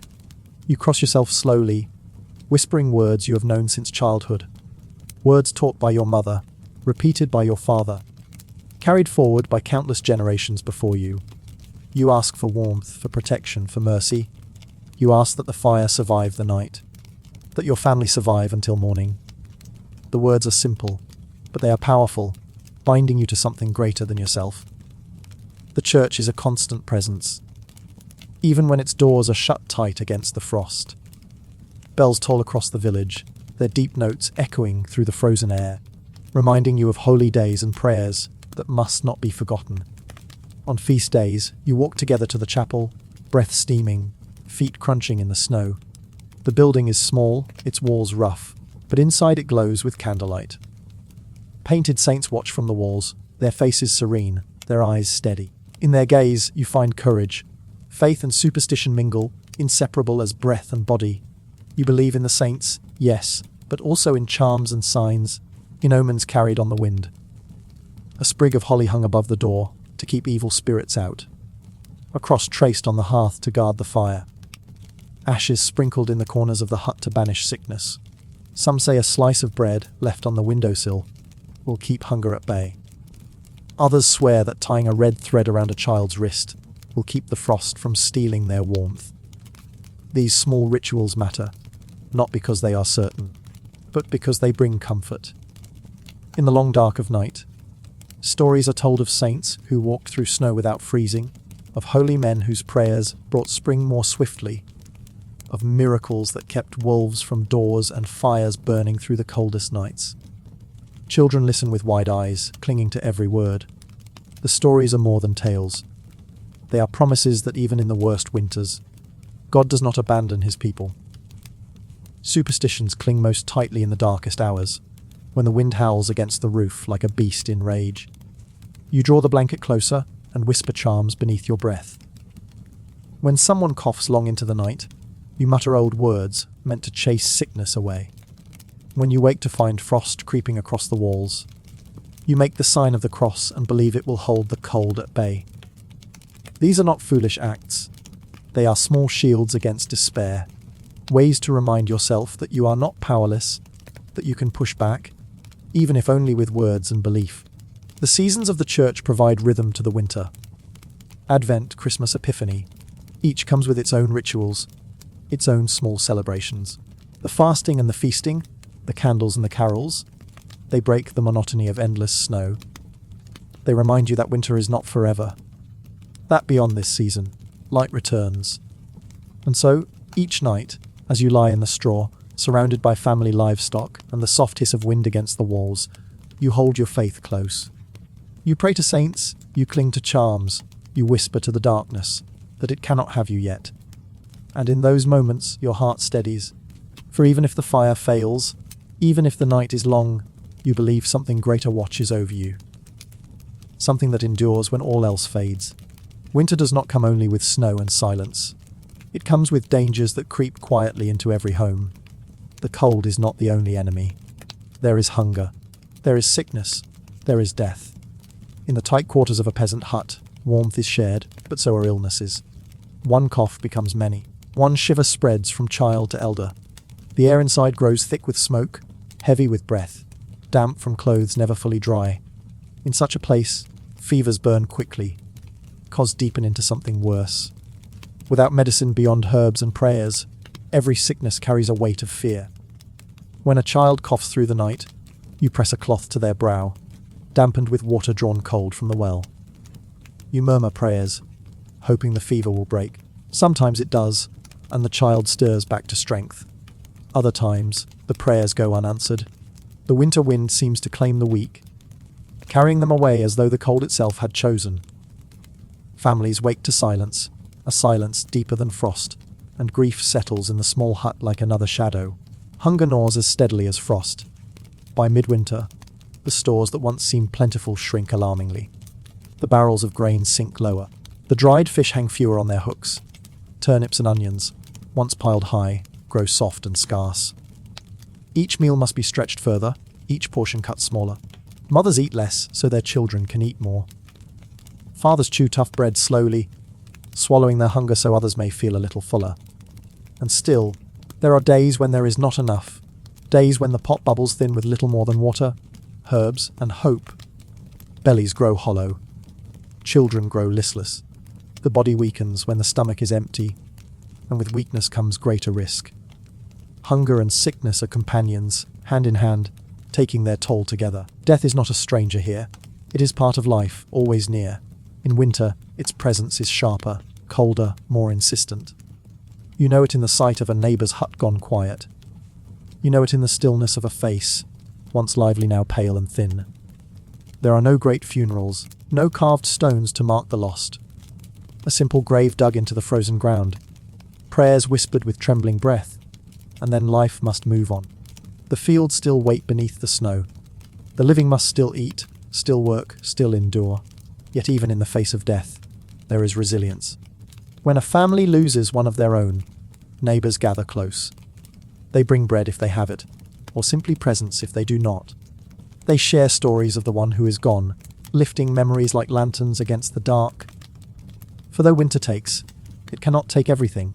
It cannot take memory. It cannot take love. And so you learn to live with danger.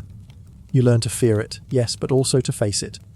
You guard the fire, you stretch the food, you whisper your prayers, you endure the coughs, the empty nights, the hollow ache of hunger. You survive, because that is what life demands.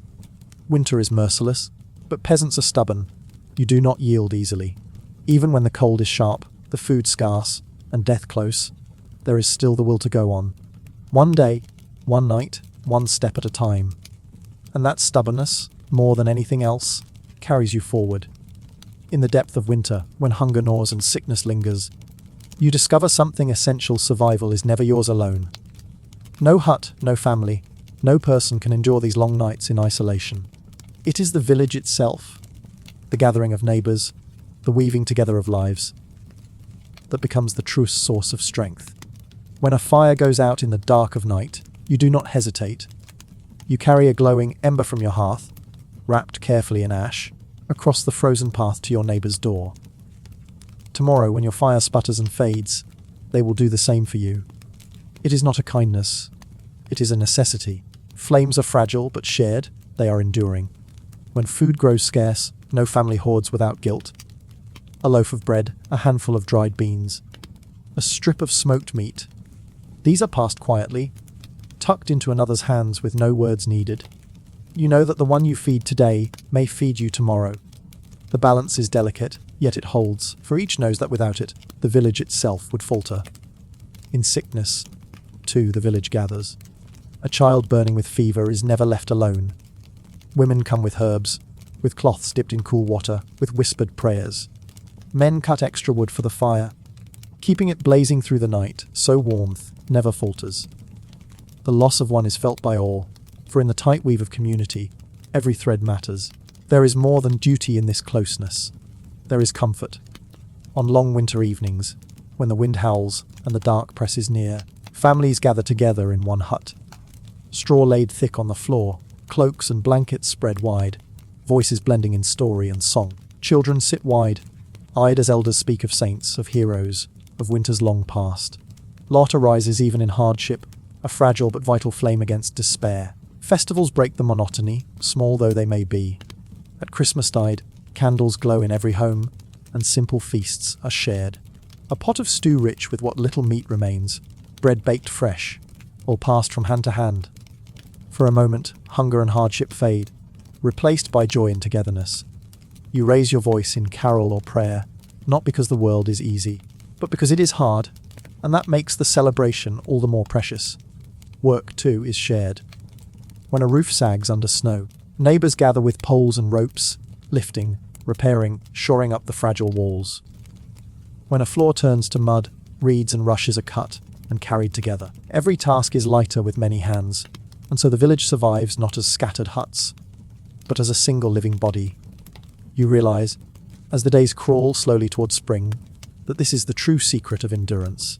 Not the fire alone, not the food alone, but the bond between people. The unspoken promise that none shall face the cold entirely by themselves. In the harshest season, it is not strength or wealth that saves you. It is community. It is belonging. And in that truth, there is warmth deeper than any hearth. Though the fields sleep under a blanket of snow, though the earth lies frozen and still, your days are never empty. Even in winter, there is work to be done. Each morning begins slowly, for the sun is reluctant to rise. You stir from the straw bed when the embers glow faintly in the hearth. The first task is always the fire. Coals are coaxed into life with kindling, and soon smoke curls once more into the rafters. The room grows warmer, if only by a little, and the day can begin. Outside, the air bites like a blade. Breath curls in white clouds as you step into the snow. There are animals to tend always. Chickens must be fed, even if their eggs are fewer in winter. Cows and goats need hay, carried in armfuls from the small loft or shed. The sheep huddle close against the cold, their wool thick, their eyes watchful. You spread straw for them to rest upon, grateful for their warmth as much as for the milk and wool they will provide when spring returns. Wood must be gathered and cut. It is heavy work, swinging the axe, breaking logs against the frozen ground. Yet it is work that cannot wait, for the fire is the heart of survival. Each split log is a promise of warmth, each stack against the wall a measure of security. When the pile grows high, you feel a small satisfaction, a victory against the relentless cold. There is mending too. Winter frays everything. Cloaks torn by thorns in autumn must be patched. Mittens worn thin at the palms must be restitched. Blankets unravel, ropes fray, tools break. In the dim light of the hut, you sit by the fire with needle and thread, weaving repairs into the fabric of daily life. Children help as they can, twisting cords, holding scraps of cloth, learning slowly the skills they will one day need to keep their own households. On quieter days, baskets are woven from reeds gathered before the frost. Wooden bowls are carved smooth with knives, their surfaces polished with simple care. These tasks fill the long hours, giving shape to days that would otherwise drift into emptiness. The steady rhythm of hands working becomes almost meditative, a way to pass the time as snow falls silently outside. Food preparation fills many hours. Grains are ground into meal with slow, heavy strokes of the quern stone. Dried beans are sorted and boiled into thick stews. Meat, when there is any, is salted or smoked, preserved carefully to last as long as possible. Nothing is wasted. Even scraps of bone are boiled for broth, coaxing the last traces of nourishment into the pot. And when the work is done, there is rest. Long winter evenings are spent close to the fire, the world outside swallowed by darkness. Families huddled together, voices mingling in story and song. The elders tell tales of saints and heroes, of winters harsher still, survived by courage and faith. Children listen with wide eyes, clutching scraps of wool as straw dolls, their imaginations weaving pictures brighter than the candlelight. There is laughter too, even here. Someone recalls a foolish mishap from the last harvest. Someone teases another for snoring like a pig. The hut fills with warmth, not from fire alone, but from the sound of joy in the midst of hardship. For in winter, happiness is not grand. It is small, fragile, fleeting, and therefore all the more precious. You come to know the rhythm well. The days are short, filled with necessary labor. The nights are long, filled with stories and silence, work and rest, toil and reflection. Together they carry you forward, day by day, until the snow begins at last to soften, and the fields once again call you to plough and plant. Winter is not only hardship. Yes, it is cold, it is hunger, it is sickness. But in the stillness of those long months, there are also moments of joy, little sparks that glow against the darkness, warming the spirit as surely as fire warms the body. The nights are long, and so stories fill them. Around the hearth, voices rise in tales passed down through generations. Grandparents speak of saints and miracles, of wolves that spoke in human tongues, of travelers who met angels on the road. Children listen wide-eyed, clutching straw dolls or scraps of cloth, their imaginations painting vivid pictures in the flicker of firelight. Even the adults lean closer, not because they believe every word, but because the stories give shape to the silence and soften the sharp edges of winter. Songs, too, echo through the huts. Some are soft hymns, prayers set to melody, rising like smoke toward the rafters. Others are playful, merry tunes sung by children, clapping hands and stamping feet in rhythm. The music is simple, but it fills the space, pushing back against the howl of the wind outside. Sometimes, neighbors join in, their voices mingling through the night, turning a humble hut into something like a hall of celebration. There are games, small and silly, born of necessity. Children play with carved wooden figures or pebbles arranged on the dirt floor. They chase each other in the snow outside when the weather softens, leaving trails of laughter behind them. Even adults find amusement. Dice are carved from bone, and games of chance are played by firelight. Wagers are small, a crust of bread, a turn tending the animals, a promise of help with chores. But the laughter is genuine. Festivals break the monotony of the season. At Christmastide, candles glow in every home, their light shimmering against frost on the windows. Families gather, sharing what little they have in feasts that feel abundant simply because they are shared. A pot of stew thickened with every scrap of meat available. Loaves of fresh baked bread, mugs of ale passed from hand to hand. It is not wealth that makes it rich, but togetherness. Carols rise into the night, voices strong and hopeful, praising warmth, light, and the promise of renewal. Later in winter comes the Feast of Epiphany, marked by prayers and simple gifts: a carved toy for a child, a warm cloak repaired for a spouse. These offerings, though humble, carry deep meaning. They are signs that even in poverty, love endures. There are dances too, though space is small. A cleared floor, the fire banked low, and neighbours joining hands in simple steps, stamping feet in rhythm, to clapping hands or a flute's thin tune. The floor shakes with movement. The rafters ring with joy. For a time, the cold is forgotten, replaced by warmth that rises from within. Even smaller joys fill the days. The taste of honey kept hidden through the autumn, brought out as a rare treat. The glow of fresh rushes laid on the floor, smelling sweet for a brief moment before life tramples them underfoot. The simple comfort of a sleeping child's steady breath, or the sound of animals shifting in the night, reminding you that life still surrounds you.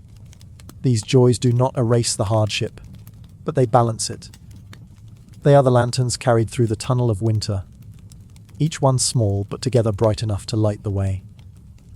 And when you look back, it is often these moments, the laughter, the songs, the festivals, the shared bread, that shine clearest in memory. For survival is not only about enduring, it is also about living, and in the bitterest season, joy is not a luxury. It is a kind of nourishment, as vital as bread or fire. Winter never leaves all at once. It loosens its hold slowly, stubbornly, as if reluctant to surrender. At first, the changes are so small you hardly dare to believe them. One morning, when you step outside, the air does not bite quite so sharply. The snow is still there, deep and hard, but a thin crust of ice glistens on its surface, reflecting the pale sun. The river, silent for months, groans softly as water stirs beneath the ice, seeking freedom. The trees, still bare, sway with a different sound, less brittle, more alive.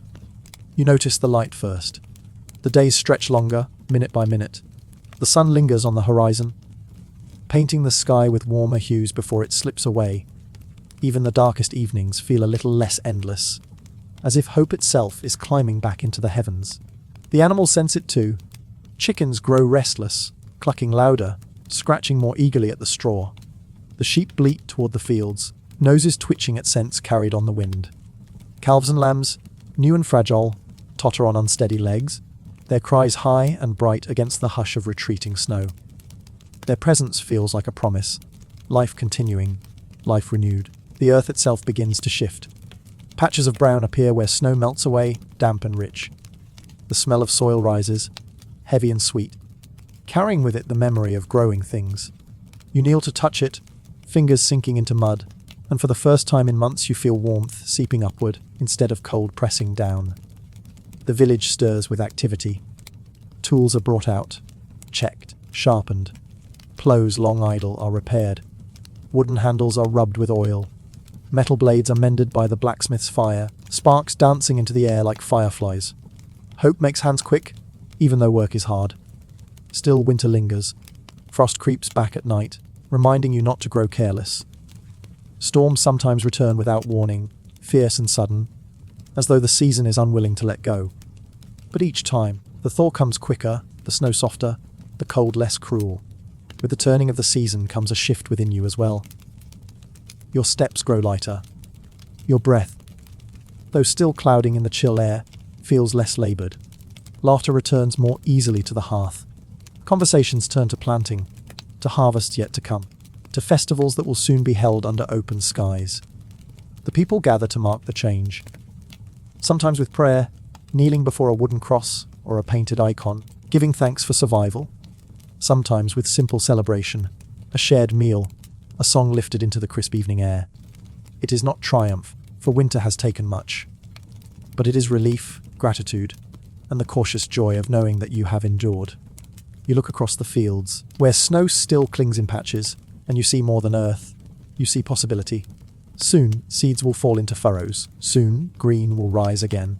Soon, the world will not be only about surviving the night. The turning of the season is not a sudden victory.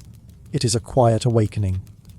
And in that awakening, you feel something stir within your chest, the reminder that life, though fragile, is also unyielding. That after every winter, spring returns. Always. With the thaw comes urgency. Winter may have loosened its grip, but hunger still lingers, and the memory of empty stores is fresh in every heart. Now begins the work that will decide whether the next winter will be endured with greater comfort or with deeper suffering. The fields, hidden for months beneath snow, reemerge scarred but waiting. Mud clings to your boots as you step into them, the ground soft and spongy underfoot. The air smells of wet earth and new beginnings. This land, barren only weeks ago, now promises life if only you have the strength to coax it from the soil. The village hums with activity. Tools are pulled from storage, their edges dulled by dessous. Men and women gather at the smithy, waiting their turn as the blacksmith hammers iron back into sharpness, sparks flying into the spring air. Wooden handles, cracked and dry from winter's chill, are sanded smooth and rubbed with oil. A plough, patched together with iron nails and stubborn hope, is set upright once again. Oxen, lean from months of meagre feed, are harnessed with rough yokes. Their breath steams in the cool morning as they strain forward, muscles trembling, pulling the plough across the muddy field. The blade cuts deep, turning the soil, breaking it open to the sun. Behind them, peasants tread carefully, guiding the furrows straight, their hands caroused, their backs already aching. The rhythm is steady press, pull turn step. Each furrow is a line of promise written across the earth. Children trail behind, scattering clumps of weeds, gathering stones that rise to the surface, tossing them to the edges of the fields. Their laughter breaks through the grunts of labour, lightening the mood even as work stretches long and heavy. Older children carry baskets of seed, clutching them close as though they held gold, for in truth, they do.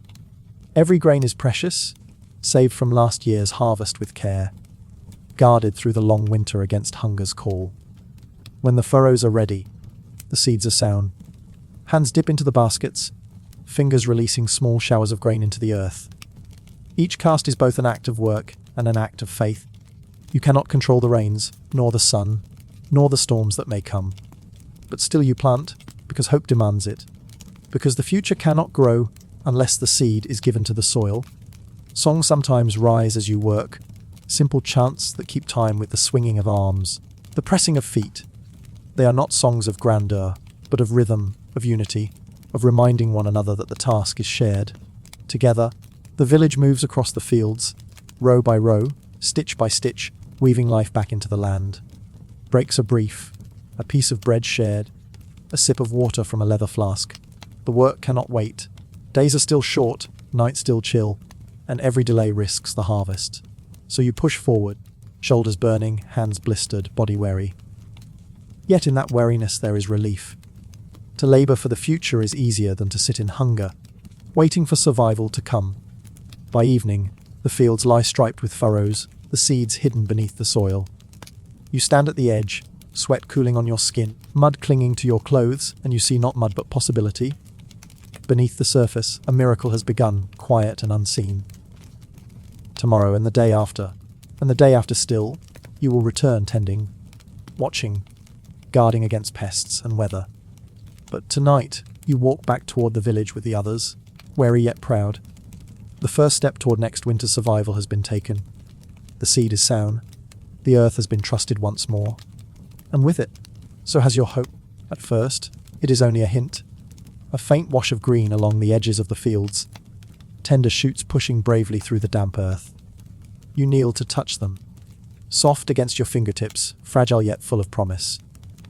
After months of endless brown and white, the sight makes your chest ache with a quiet, almost reverent joy. Soon, the colour spreads. Grass thickens, carpeting the ground with life. Buds swell on trees, trembling with the weight of what is to come. One morning you hear it, birdsong, bright and lilting, weaving through the air like a melody the world had forgotten. After so long with only the howl of wind and the crackle of fire, the sound feels like a blessing. The river, once locked in silence, rushes with vigour. Swollen with melted snow, children race to its banks, laughing as they splash cold water on their faces, daring one another to dip their feet in its icy flow. The air smells of freshness, of rain, of blossoms, of soil rich and awake. Every breath tastes like renewal. The village, too, changes with the season. Cloaks and furs are hung aside, replaced with lighter garments patched, but brightened by sunlight. Faces, long drawn with winter's weight, soften with smiles. Neighbours greet one another in the lanes with warmth, their voices carrying further, no longer muffled by frost and despair. Work remains hard, but it feels different now. There is energy in it, hope humming through every task.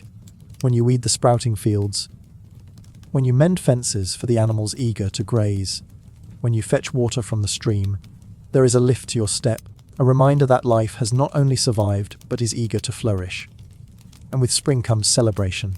Festivals, small but fierce in their joy, erupt to mark the return of warmth. May Day approaches, and with it garlands of flowers, woven into crowns for children and hung across doorways. Young men and women dance in circles, ribbons fluttering, feet stamping, voices raised in laughter. The village green, once bare and frozen, now bursts with music and merriment. Even in poverty, beauty is found. A jug of ale shared among neighbours, bread baked with herbs newly gathered from the fields, eggs dyed with natural colours to mark the season of Easter. These small luxuries feel grand after months of meagre meals and silence. Songs drift through the air, not the heavy chants of winter survival, but light tunes, playful, carried on the breeze. Elders smile as they watch, remembering their own youth, while children dart like birds, chasing one another through the new grass. There are moments of reverence too. In the church, candles burn bright, the scent of flowers placed near the altar mingling with incense. Prayers of thanks rise, voices trembling with gratitude. Surviving the winter is never taken for granted. To see another spring is to witness a miracle. The people know it well. As you stand in the heart of the village, watching the celebrations, listening to the laughter, the music, the crackle of bonfires, built in joy rather than desperation, you feel the heaviness of the cold months slip from your shoulders. What was endured in silence is now answered with colour, sound, and light. Spring is not just a season, it is a reward, a reminder that even the harshest nights yield to dawn, that endurance, though bitter, leads at last to renewal. And in that moment, as blossoms drift on the wind, and the fields glow with fresh green, you understand why people return to this life, year after year, generation after generation, because for all its hardship, it holds beauty too, fleeting, fragile, but no less real. Summer arrives slowly at first, creeping in with warm breezes and lengthening days. Then, almost overnight, it is here in full force, the fields humming with life, the air thick with the scent of wildflowers, the sun pressing down with steady, golden hands. For peasants, summer is both blessing and burden.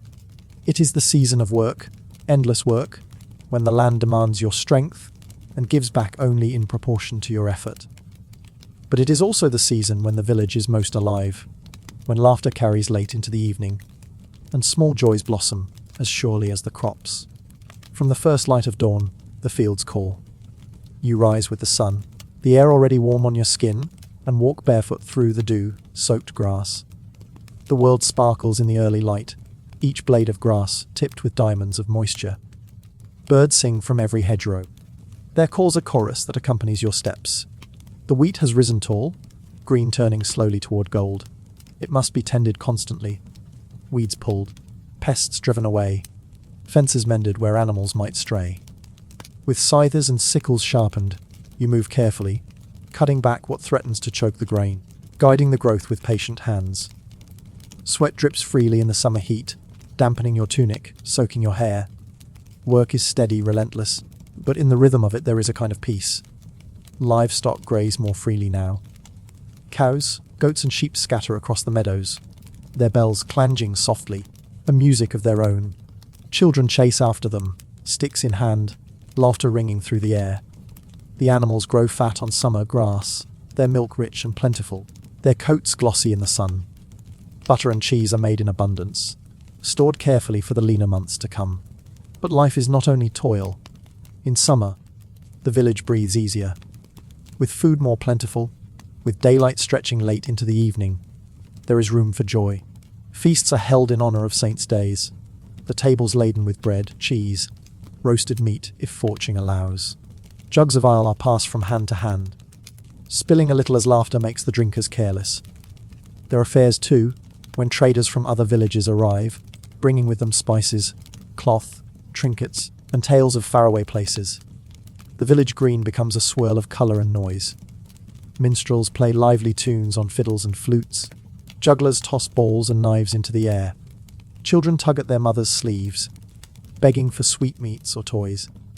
Young men test their strength in contests of wrestling or stone lifting. Young women weave flower crowns and sneak glances toward those who watch them. On these days, the weight of peasantry seems lighter. The hardships are forgotten for a few hours, replaced by laughter music and the warmth of community. Even the elders smile, remembering their youth as they watch the dancing unfold under the setting sun. The evenings in summer are long and lingering. After the day's labour, families sit outside their huts, sharing meals in the open air. The smoke of hearth fires rises gently into the twilight, mingling with the scent of wild herbs and freshly cut grass. Fireflies flicker in the hedges. The sky deepens to indigo, stars pricking the heavens one by one. Songs drift softly from doorways, lullabies sung to children or old ballads carried on the breeze. You lie back on the grass, gazing upward. The Milky Way stretches like a river of light across the sky, as bright and endless as the dreams you barely dare to speak aloud. The world feels vast, but also close, safe in the embrace of your village. Yes, summer is labour. It is sweat and sunburn, blisters and weary muscles. But it is also laughter, music, and nights under the stars. It is the balance of survival and joy, hardship and hope. And as the warm wind stirs the fields of grain, you know that for all the struggles of your life, there is beauty too. Beauty worth enduring, worth savouring, worth passing on to those who come after. The first leaves fall quietly, a flicker of gold and red carried on the wind. They are the heralds of change, whispering that summer has passed and autumn now lays claim to the land. The air sharpens, crisp and cool, and in the early mornings a faint mist curls across the fields. It is the season of harvest, the most demanding and the most rewarding of them all.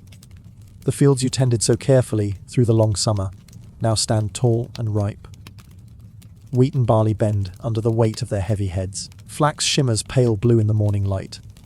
Apples swell on branches, plums darken with sweetness, and beans hang heavy on their vines. All around you, the earth seems to hum with abundance, offering its gifts before winter's hand strips them away. From the moment the sun rises, the village stirs with urgency. Men, women, and children alike take to the fields, their scythes gleaming, their baskets ready. The work is relentless, every hand needed, every hour precious. Stalks of grain fall with each sweep of the blade, the sound a steady rhythm, like waves breaking against the shore. Sweat runs down your face even in the cool air. Your muscles burn, but there is no pause. The harvest waits for no one. Bundles of wheat are tied and stacked into shocks, standing in neat rows across the fields like sentinels watching over the land. Children follow behind, gathering stray stalks, their laughter carrying above the rustle of straw. Oaks and pull carts groaning under the weight of grain, wheels creaking as they roll toward the barns.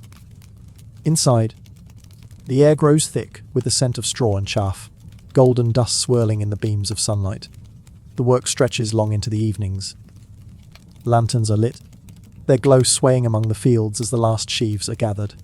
Songs rise to lighten the labour, old ballads sung in chorus. Voices rough with exhaustion but filled with camaraderie. Each note reminds you that you are not alone. Together, the village labours. Together, the village survives. And then, when the fields at last grow bare, the celebration begins.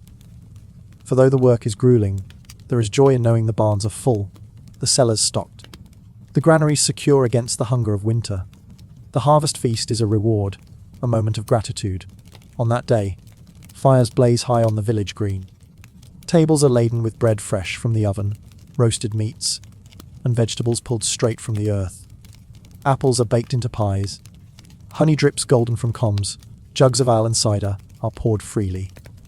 It is a banquet compared to the lean meals of winter, and each bite is savoured with reverence. There is dancing too. Fiddles and pipes play lively tunes, and feet stomp against the packed earth in rhythm. Garlands of autumn leaves are worn in hair. Ribbons stream from wrists. Children chase one another through the firelight while the elders smile, recalling the harvests of years long past. Prayers are offered in the church, candles flickering against stone walls as voices rise in thanks. The words are simple, but the sentiment is deep. Gratitude for survival, for abundance, for the strength to endure another year. Yet beneath the laughter, beneath the warmth of the feast, lies the quiet knowledge that this season is fleeting. The winds already carry a sharper bite. The nights draw closer, earlier. The shadow of winter looms on the horizon. But for now, you push those thoughts aside. For tonight there is food, there is fire, there is music. Tonight, you give thanks. And as you sit among your neighbours, your belly full and your heart light, you understand that the harvest is more than survival. It is proof of resilience, of effort rewarded, of community bound together by toil and gratitude. It is a promise that though the cold will come, though the nights will lengthen, there will be bread on the table and hope in the hearth. The first leaves fall quietly, a flicker of gold and red carried on the wind. They are the heralds of change, whispering that summer has passed and autumn now lays claim to the land. The air sharpens, crisp and cool, and in the early mornings a faint mist curls across the fields. It is the season of harvest, the most demanding and the most rewarding of them all. The fields you tended so carefully through the long summer now stand tall and ripe. Wheat and barley bend under the weight of their heavy heads. Flax shimmers pale blue in the morning light. Apples swell on branches, plums darken with sweetness, and beans hang heavy on their vines. All around you, the earth seems to hum with abundance, offering its gifts before winter's hand strips them away. From the moment the sun rises, the village stirs with urgency. Men, women, and children alike take to the fields, their scythes gleaming, their baskets ready. The work is relentless, every hand needed, every hour precious. Stalks of grain fall with each sweep of the blade. The sound a steady rhythm, like waves breaking against the shore. Sweat runs down your face even in the cool air. Your muscles burn, but there is no pause. The harvest waits for no one. Bundles of wheat are tied and stacked into shocks, standing in neat rows across the fields like sentinels watching over the land. Children follow behind, gathering stray stalks, their laughter carrying above the rustle of straw. Oxen pull carts groaning under the weight of grain, wheels creaking as they roll toward the barns. Inside, the air grows thick with the scent of straw and chaff, golden dust swirling in the beams of sunlight. The work stretches long into the evenings. Lanterns are lit, their glow swaying among the fields as the last sheaves are gathered. Songs rise to lighten the labour, old ballads sung in chorus. Voices rough with exhaustion, but filled with camaraderie. Each note reminds you that you are not alone. Together, the village labours. Together, the village survives. And then, when the fields at last grow bare, the celebration begins. For though the work is grueling, there is joy in knowing the barns are full, the cellars stocked, the granaries secure against the hunger of winter. The harvest feast is a reward, a moment of gratitude. On that day, fires blaze high on the village green. Tables are laden with bread fresh from the oven, roasted meats, and vegetables pulled straight from the earth. Apples are baked into pies, honey drips golden from combs, jugs of ale and cider are poured freely. It is a banquet compared to the lean meals of winter, and each bite is savoured with reverence. There is dancing too. Fiddles and pipes play lively tunes, and feet stomp against the packed earth in rhythm. Garlands of autumn leaves are worn in hair, ribbons stream from wrists. Children chase one another through the firelight, while the elders smile, recalling the harvests of years long past. Prayers are offered in the church, candles flickering against stone walls as voices rise in thanks. The words are simple, but the sentiment is deep. Gratitude for survival, for abundance, for the strength to endure another year. Yet beneath the laughter, beneath the warmth of the feast, lies the quiet knowledge that this season is fleeting. The winds already carry a sharper bite. The nights draw closer, earlier. The shadow of winter looms on the horizon. But for now, you push those thoughts aside. For tonight there is food, there is fire, there is music. Tonight, you give thanks. And as you sit among your neighbours, your belly full and your heart light, you understand that the harvest is more than survival. It is proof of resilience, of effort rewarded, of community bound together by toil and gratitude. It is a promise that though the cold will come, though the nights will lengthen, there will be bread on the table and hope in the hearth. The fields lie bare now, stripped of their golden crowns. Only stubble remains, dark and brittle against the earth. Where once the land hummed with labour and song, there is quiet, a silence broken only by the caw of distant crows or the rustle of dry leaves tumbling across the ground. The year is waning. The wheel turns again, and already you can feel winter breathing at the edge of the horizon. The days shorten quickly. Dawn lingers later, reluctant to rise, while evening comes sooner, creeping over the land like a slow shadow. By late afternoon, the sun is already sinking low, its light softer, more fragile than before. The air sharpens, cool in the mornings, colder still at night. Each breath carries the scent of damp earth and wood smoke, a reminder that the world is preparing for its long sleep.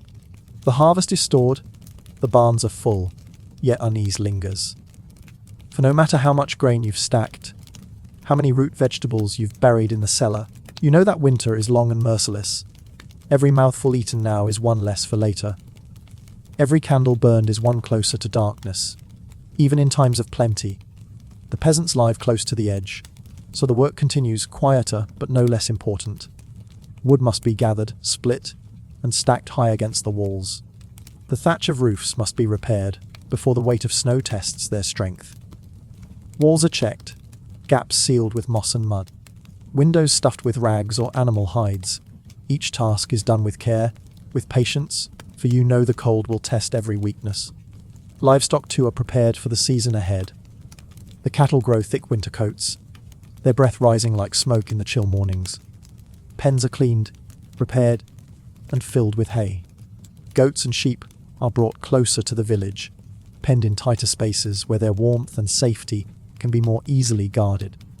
Chickens are settled into coops packed with straw, and pigs root happily in the last scraps of autumn, before being fattened for slaughter. The air itself feels different now. The wind carries a sharper edge, and the trees, stripped of leaves, stand like dark skeletons against the sky. At night, the stars glitter with an icy brilliance, as if the heavens themselves have grown colder. The moon rises bright, casting silver light over the empty fields, and you shiver, pulling your cloak tighter, knowing what lies ahead. Yet there is beauty in this waning season too. The forests blaze with colour before they surrender to winter, leaves of crimson and gold carpeting the ground in quiet majesty. Children leap into piles of them, their laughter echoing as the leaves scatter again. Apples and pears are gathered into baskets, pressed into cider, or roasted sweet and soft over the fire. Mushrooms sprout in damp corners of the woods, chestnuts fall heavy from their spiny shells, and berries cling stubbornly to their thorny branches. Even as the world declines, it still offers gifts. In the evenings, families gather earlier around the hearth. The flickering flames are comfort against the deepening dark. Stories are told, old tales of saints and heroes, of spirits that wander in the long nights, of ancestors who faced winters even harsher than these. The voices weave together with the crackle of fire, creating a cocoon of warmth and memory that softens the growing chill outside. There is a sense of waiting now, a stillness before the storm. The land has given all it can, the harvest is done. And the people must once again place their trust in the stores they have built, the walls they have patched, and the fires they will keep alive through the months to come. As you step outside one evening, the first frost glitters across the grass, shining white in the moonlight. The ground crunches beneath your feet, and your breath fogs in the air. The wheel of the year has turned again. Winter is no longer far away. It is here at your doorstep, knocking softly in the silence of the night. The world exhales, and winter arrives. The frost that once glistened faintly on the grass now hardens into ice that clings to every branch, every thatch of straw, every roof beam. Snow falls thick and heavy, muffling the land in a silence so deep it feels sacred, as if even time itself has slowed to a crawl. The days are short now, the sun a pale guest reluctant to linger. When it rises, it casts a weak golden light that barely touches the earth before slipping away again. Shadows stretch long and cold across the fields, and before you have even finished your day's work, dusk is already pressing in. Nights are endless. They stretch on, with a stillness broken only by the howl of wolves in the distance, or the sharp crack of a tree limb, snapping under the weight of ice. Your home becomes both sanctuary and prison. The hut you patched with moss and mud now groans under the pressure of wind and snow. Every draft finds its way through, pricking at your skin, reminding you that walls are only thin defences against the vastness of winter. The hearth glows stubbornly, its flames licking at the logs, its smoke curling upward. But the fire is never enough. Sit too close, and your face burns while your back freezes. Sit too far, and the cold wraps around you like a cloak of iron. Food becomes a quiet concern. The harvest seemed abundant when the barns overflowed, but already the stores are shrinking. Grain must be measured carefully, root vegetables checked for rot, meat salted and hung with care. Each day, the question hovers: how long will it last? You eat slowly, savouring every bite, not because it is luxurious, but because it must stretch across the unrelenting months ahead. Outside, the world is hushed. The fields are white and barren, the river sealed in ice, the trees stripped to black silhouettes. Travel becomes difficult, sometimes impossible. Roads vanish under snowdrifts, and the village feels smaller, more isolated, as though cut off from the rest of the world.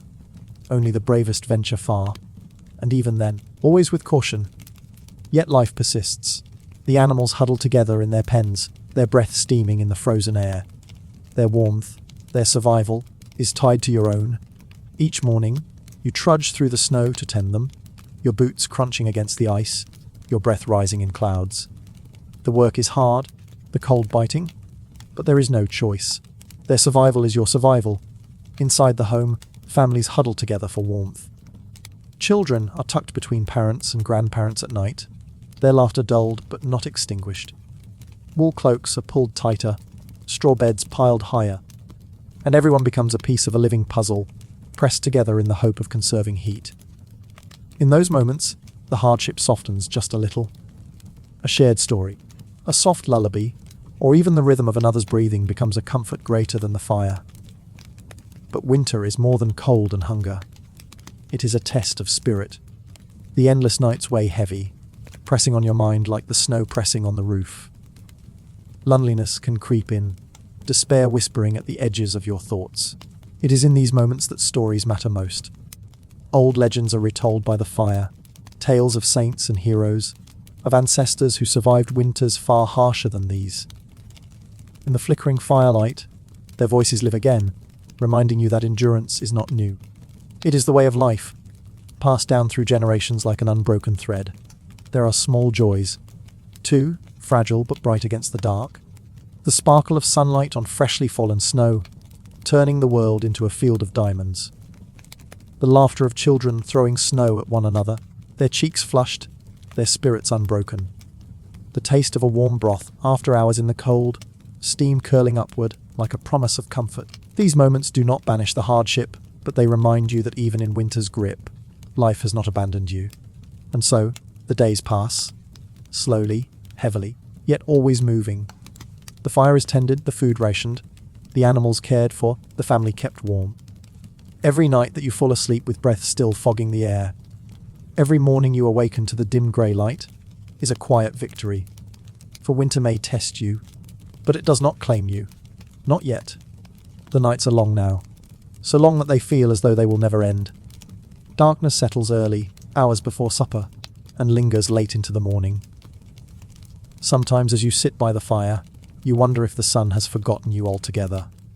The flicker of flame becomes your only measure of time, each log burning down into embers, each ember fading into ash. In those endless hours, the cold presses harder. It creeps beneath cloaks and blankets, sneaks between the cracks in the walls, and lies heavy in the air. The hearth glows, but its warmth cannot reach every corner. In the shadows, frost forms delicate white feathers on the beams, and along the edge of the window shutters. When you breathe, your breath rises as a pale cloud, visible proof of how thin the line is between comfort and frostbite. Hunger grows sharper too. The excitement of the first meals after harvest is gone, replaced with cautious rationing. Each bowl of stew is thinner now, stretched with more water, flavoured with herbs rather than meat. The bread is darker, denser, made from the coarser grains, saved for survival.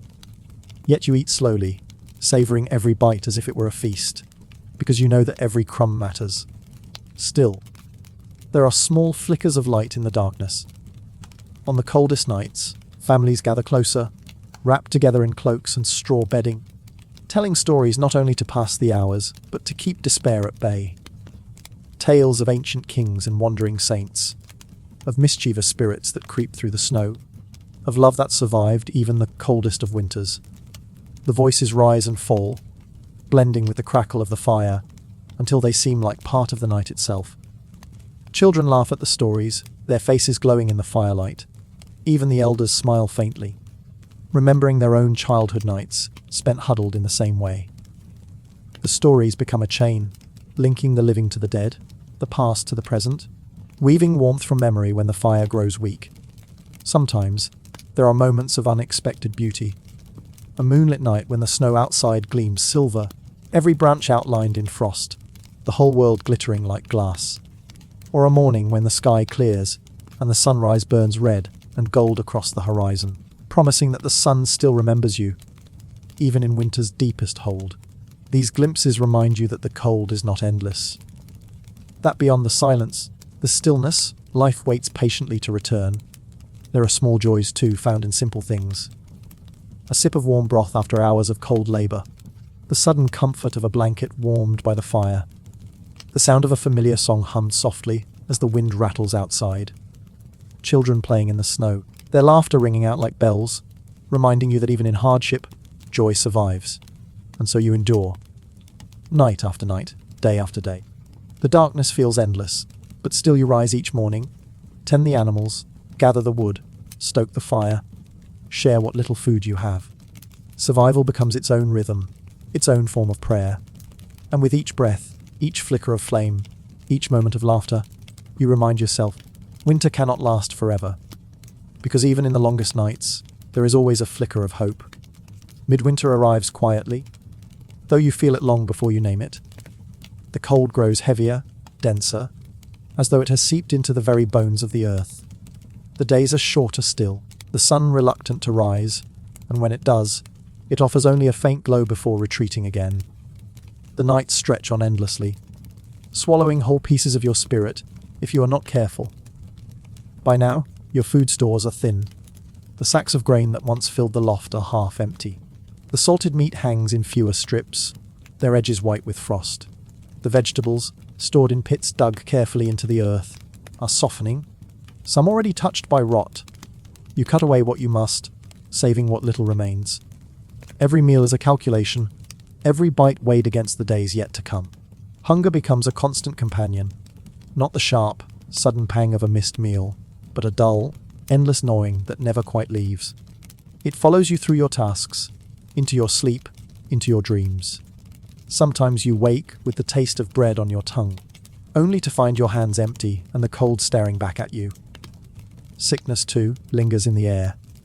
The chill of the hut seeps into the chest, turning simple coughs into rattling echoes that do not fade. Children wheeze softly at night, their small bodies curled tightly against their mothers. The elderly grow weaker, their strength slipping away like water through cupped hands.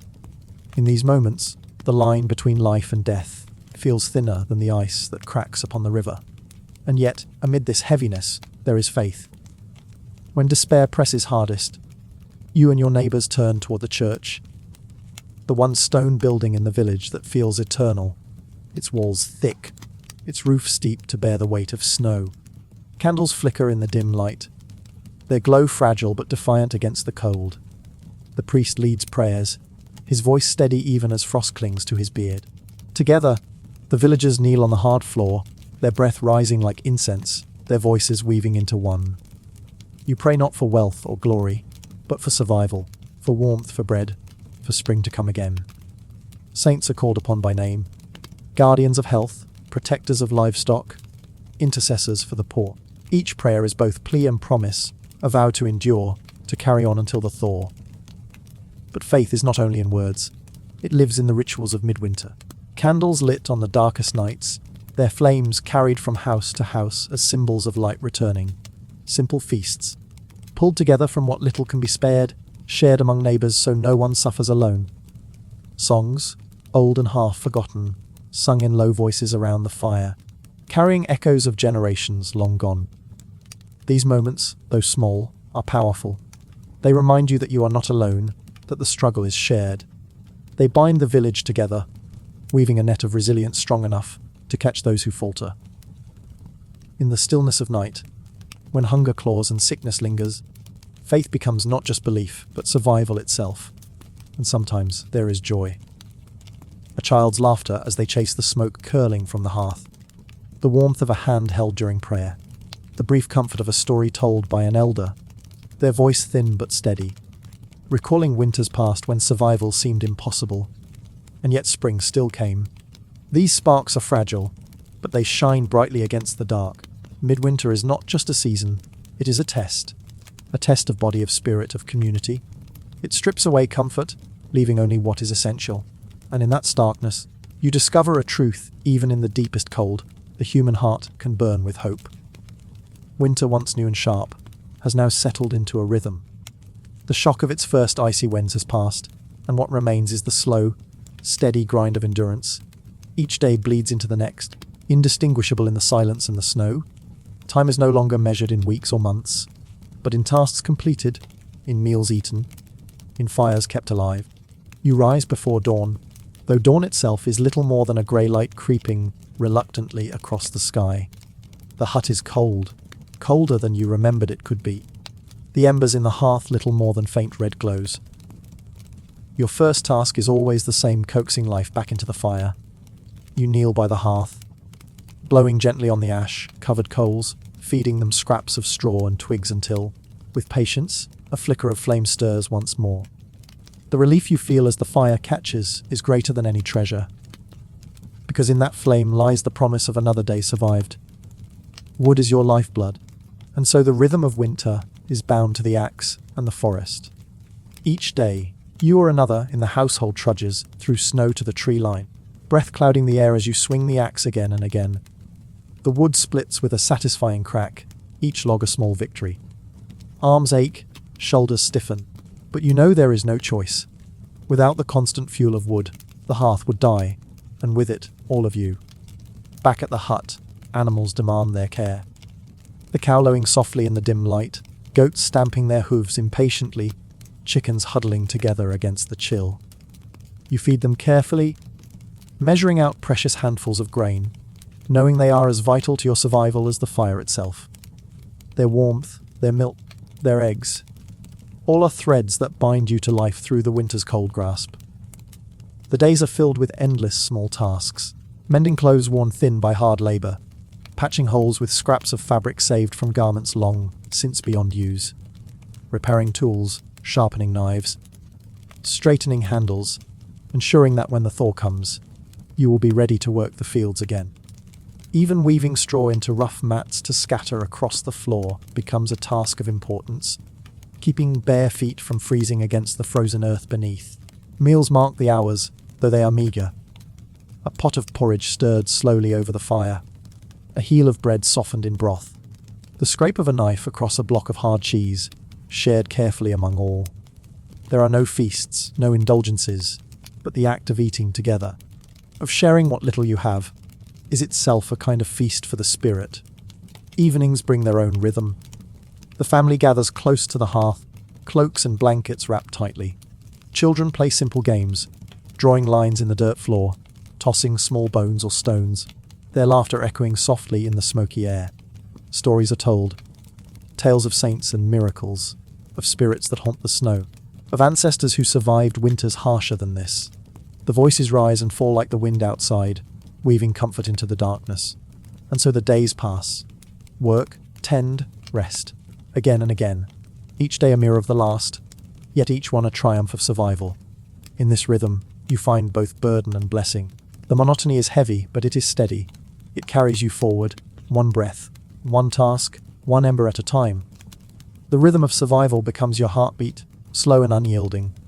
And though the world outside is frozen and still, inside you move, endure, and persist. For in the repetition lies hope. The hope that if you can complete today's tasks, you can complete tomorrow's as well, until at last the snow begins to melt, and the rhythm shifts once more. There comes a night, always, when the cold feels different. Sharper, heavier, as though the very air has turned to ice. It seeps through every wall, every crack, every layer of wool. Even the fire, though it burns, seems smaller, weaker, as though it too is struggling against the vast weight of winter. This is the depth of cold, the moment when survival itself seems to hang by a thread. You feel it first in your fingers. They stiffen, numb, refusing to obey even the simplest command. You clench and unclench them, trying to summon warmth, but the cold has already settled into the bones. Toes follow, dull and aching, pressed against straw that has lost much of its insulating power. Each step across the dirt floor sends a sharp jolt upward, a reminder that the earth beneath is frozen solid, and it will not soften for many weeks still. The breath in your chest burns. Every inhale is a stab of icy air, every exhale a pale cloud that lingers before your face.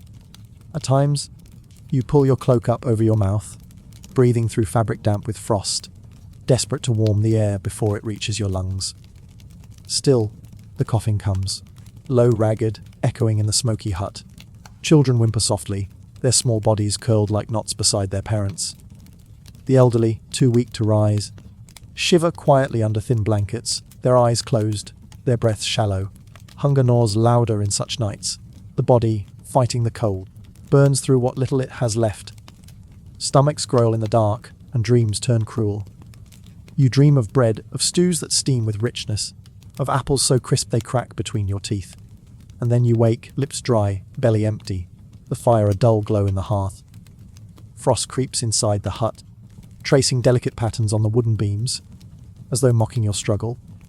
The walls, smeared with mud and straw, hold back little more than a whisper of the storm outside. Wind howls against the roof, rattling the thatch, and sometimes you imagine the entire hut lifting, swept away into the night. Each gust feels like a hand pressing against your chest, testing your strength, daring you to endure. And yet, you endure. You huddle closer together, drawing warmth from one another like embers feeding a flame. The youngest are placed in the center, shielded by the bodies of parents and siblings.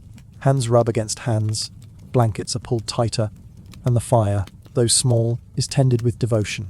Even a single ember must not be allowed to die, for in that ember lies everything: warmth, safety, life. There are moments of fear, a child's fever rising in the night, cheeks flushed against the bitter air, the sound of a cough that does not fade, the silence of an elder who does not wake when dawn finally breaks. Winter takes, sometimes without warning, sometimes slowly, but always with finality. And in these moments, you learn to carry grief quietly, because survival allows no pause. The living must still tend the fire, still gather wood, still find food. Tears are shed softly, quickly, and then wiped away before the cold can freeze them against your skin. But there are also moments of strange beauty.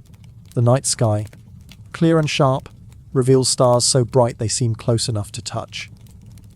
The moon glitters on the snow, turning the frozen fields into seas of silver. The hush of the world is complete, a silence so deep it feels like the earth itself is sleeping, dreaming of spring. You stand for a moment in the doorway, wrapped in every garment you own, and you marvel at the stillness. Even in the depths of cold there is wonder. And so, you carry on, one night at a time, one ember at a time. The depth of winter is cruel, but it is not endless. Each day survived is a step toward the thaw, though you cannot yet see it. For now, survival is enough. And survival, in its own quiet way, is victory. Even in the depths of winter, even in the grip of hunger and frost, the human spirit seeks out light. Without it, the nights would be too long, the days too bleak. And so, in the heart of your struggle, you find moments of joy. Small, fleeting, but enough to carry you forward. It begins with laughter. Not loud or boisterous, but soft, bubbling up from children as they play their games on the dirt floor. They toss bones or stones, arranging them in patterns only they understand. Their cheeks are flushed with cold, but their eyes sparkle with mischief.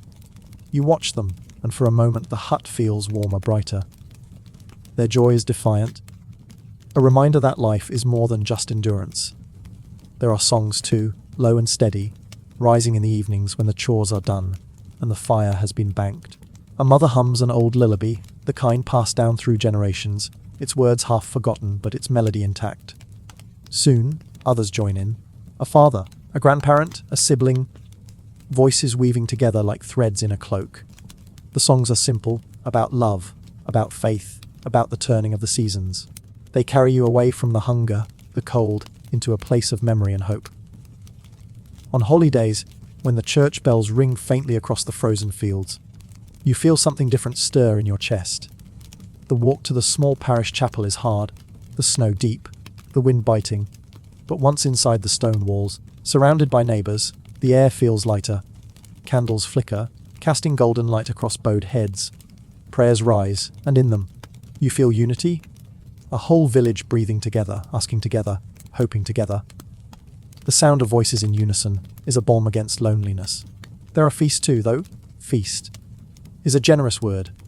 Perhaps a neighbour slaughters a pig, or a family shares preserved apples, or someone uncorks the last of the owl. The food may be modest, but it is shared freely, and the act of sharing transforms it into abundance. Bread tastes sweeter when divided among many. Even a cup of thin broth feels rich when lifted in laughter, when accompanied by stories whispered into the smoky air. And then there are the festivals.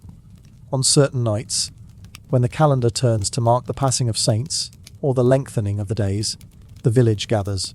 Torches are lit, drums are beaten, feet stamp against the frozen earth in rough but spirited dances. Cloaks twirl, voices shout with mirth, and for a brief time, the cold does not matter.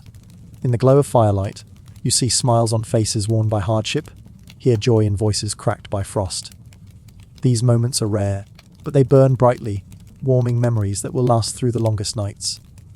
Even solitude can bring quiet joy. A walk beneath the stars, where the world is silver and still. The crunch of snow beneath your boots. The sight of your own breath curling upward to meet the heavens. In those moments, you feel connected to the earth, to the sky, to every soul who has ever stood in the cold and dreamed of spring. It is in these small things, laughter, song, prayer, feast, festival, that you remember why you endure. Winter may take much, but it cannot take the spark of joy that flickers within you. That spark is yours to guard, yours to share, yours to pass along, ember by ember, until the thaw comes at last. There comes a day, quiet at first, easy to overlook, when the air feels different. The cold is still sharp, but it carries a gentler edge, as though the world has sighed and loosened its grip. You notice it in the snow. Once crusted hard with ice, it begins to soften, slumping at the edges, dripping into the earth below. Icicles tremble on the eaves of your hut, their steady drip, drip, drip echoing like a new kind of song. The light changes too. The sun lingers a little longer on the horizon, stretching out the evenings, gilding the frozen fields with a softer glow. For months, you have lived in shadow, rising in darkness and sleeping in darkness. Now, you lift your face to the faint warmth and feel something stir in you, as if your spirit itself remembers how to breathe again. Animals sense it before you do. The goats, restless in their cramped quarters, bleat louder, straining toward the door. Chickens cluck and flap their wings as though eager for open ground. Even the dog, fur-matted from the long winter, prances at the threshold, nose twitching at scents carried on the wind. The world beyond your hut is waking, and with it so are you. The work begins quickly. Snowmelt trickles into the river, breaking apart the hard crust of ice. Soon the water runs free again, swollen and brown with the rush of thaw. Buckets are carried, fields examined, tools repaired.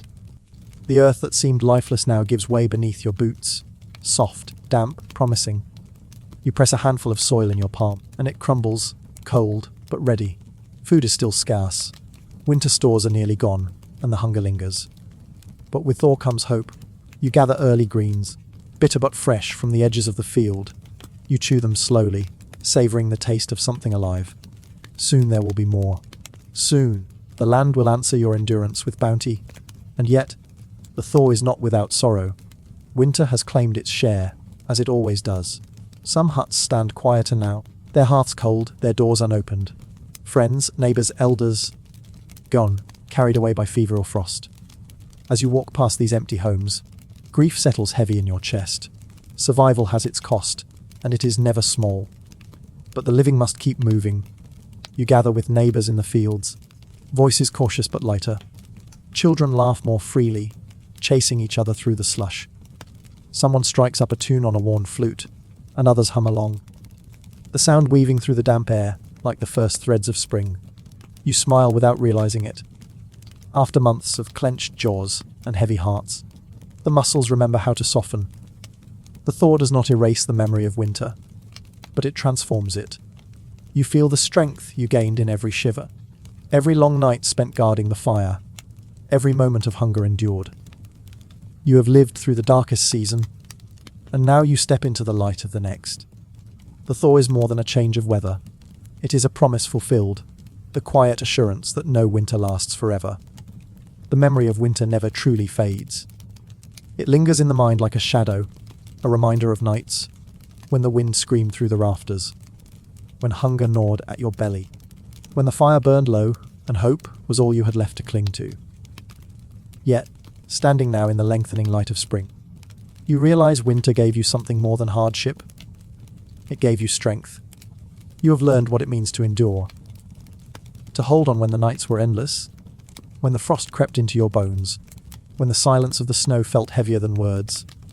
You survived not by comfort, not by plenty, but by grit, by ingenuity, by the small sparks of joy you guarded so fiercely, the laughter of children, the warmth of shared breath beneath ragged blankets, the stubborn glow of embers banked in ash. These became your treasures. The prayers whispered into the smoky air, the songs hummed around the hearth, the stories told while the storm raged outside. These became your lanterns. And though the world outside your hut was cruel and indifferent, inside there lived a fire that no frost could extinguish. You remember the moments of fear, waking to find the fire nearly gone, hearing the cry of wolves in the night, feeling the pangs of hunger sharper than any blade. But you also remember the moments of joy, a feast of shared bread, a child's laughter ringing clear as a bell, the glow of torches at a midwinter festival, dancing defiance against the dark. Winter took much, but it could not take that. Now, with the thaw unfolding, with green shoots pushing through the soil, you feel a kind of reverence. For the land, for the turning of seasons, for the endless cycle of hardship and renewal that has shaped your life and the lives of your people. You see more clearly that survival is not just a matter of body, but of spirit. That community is stronger than cold. That hope is stronger than hunger. That joy, however small, is the most powerful shield of all. The river runs freely again. The fields breathe with new life. The sky, once grey and heavy, stretches wide and blue above you. And in your chest, something echoes this renewal. A reminder that even after the longest night, dawn will always come. Even after the harshest winter, spring will always return. So tonight, as you settle into your bed of straw, as the cool air of early spring drifts through the cracks, you breathe differently. Not with fear, but with peace. You have faced the cold, and you have endured. You have walked through darkness, and you have seen the light return. And with that, you close your eyes. The embers glow faintly at the hearth. The night is quiet, gentle. The story of winter is over for now, but its lesson remains, tucked safely into your heart. Because you know, no matter how harsh the season, no matter how long the night, there is always a spark worth guarding.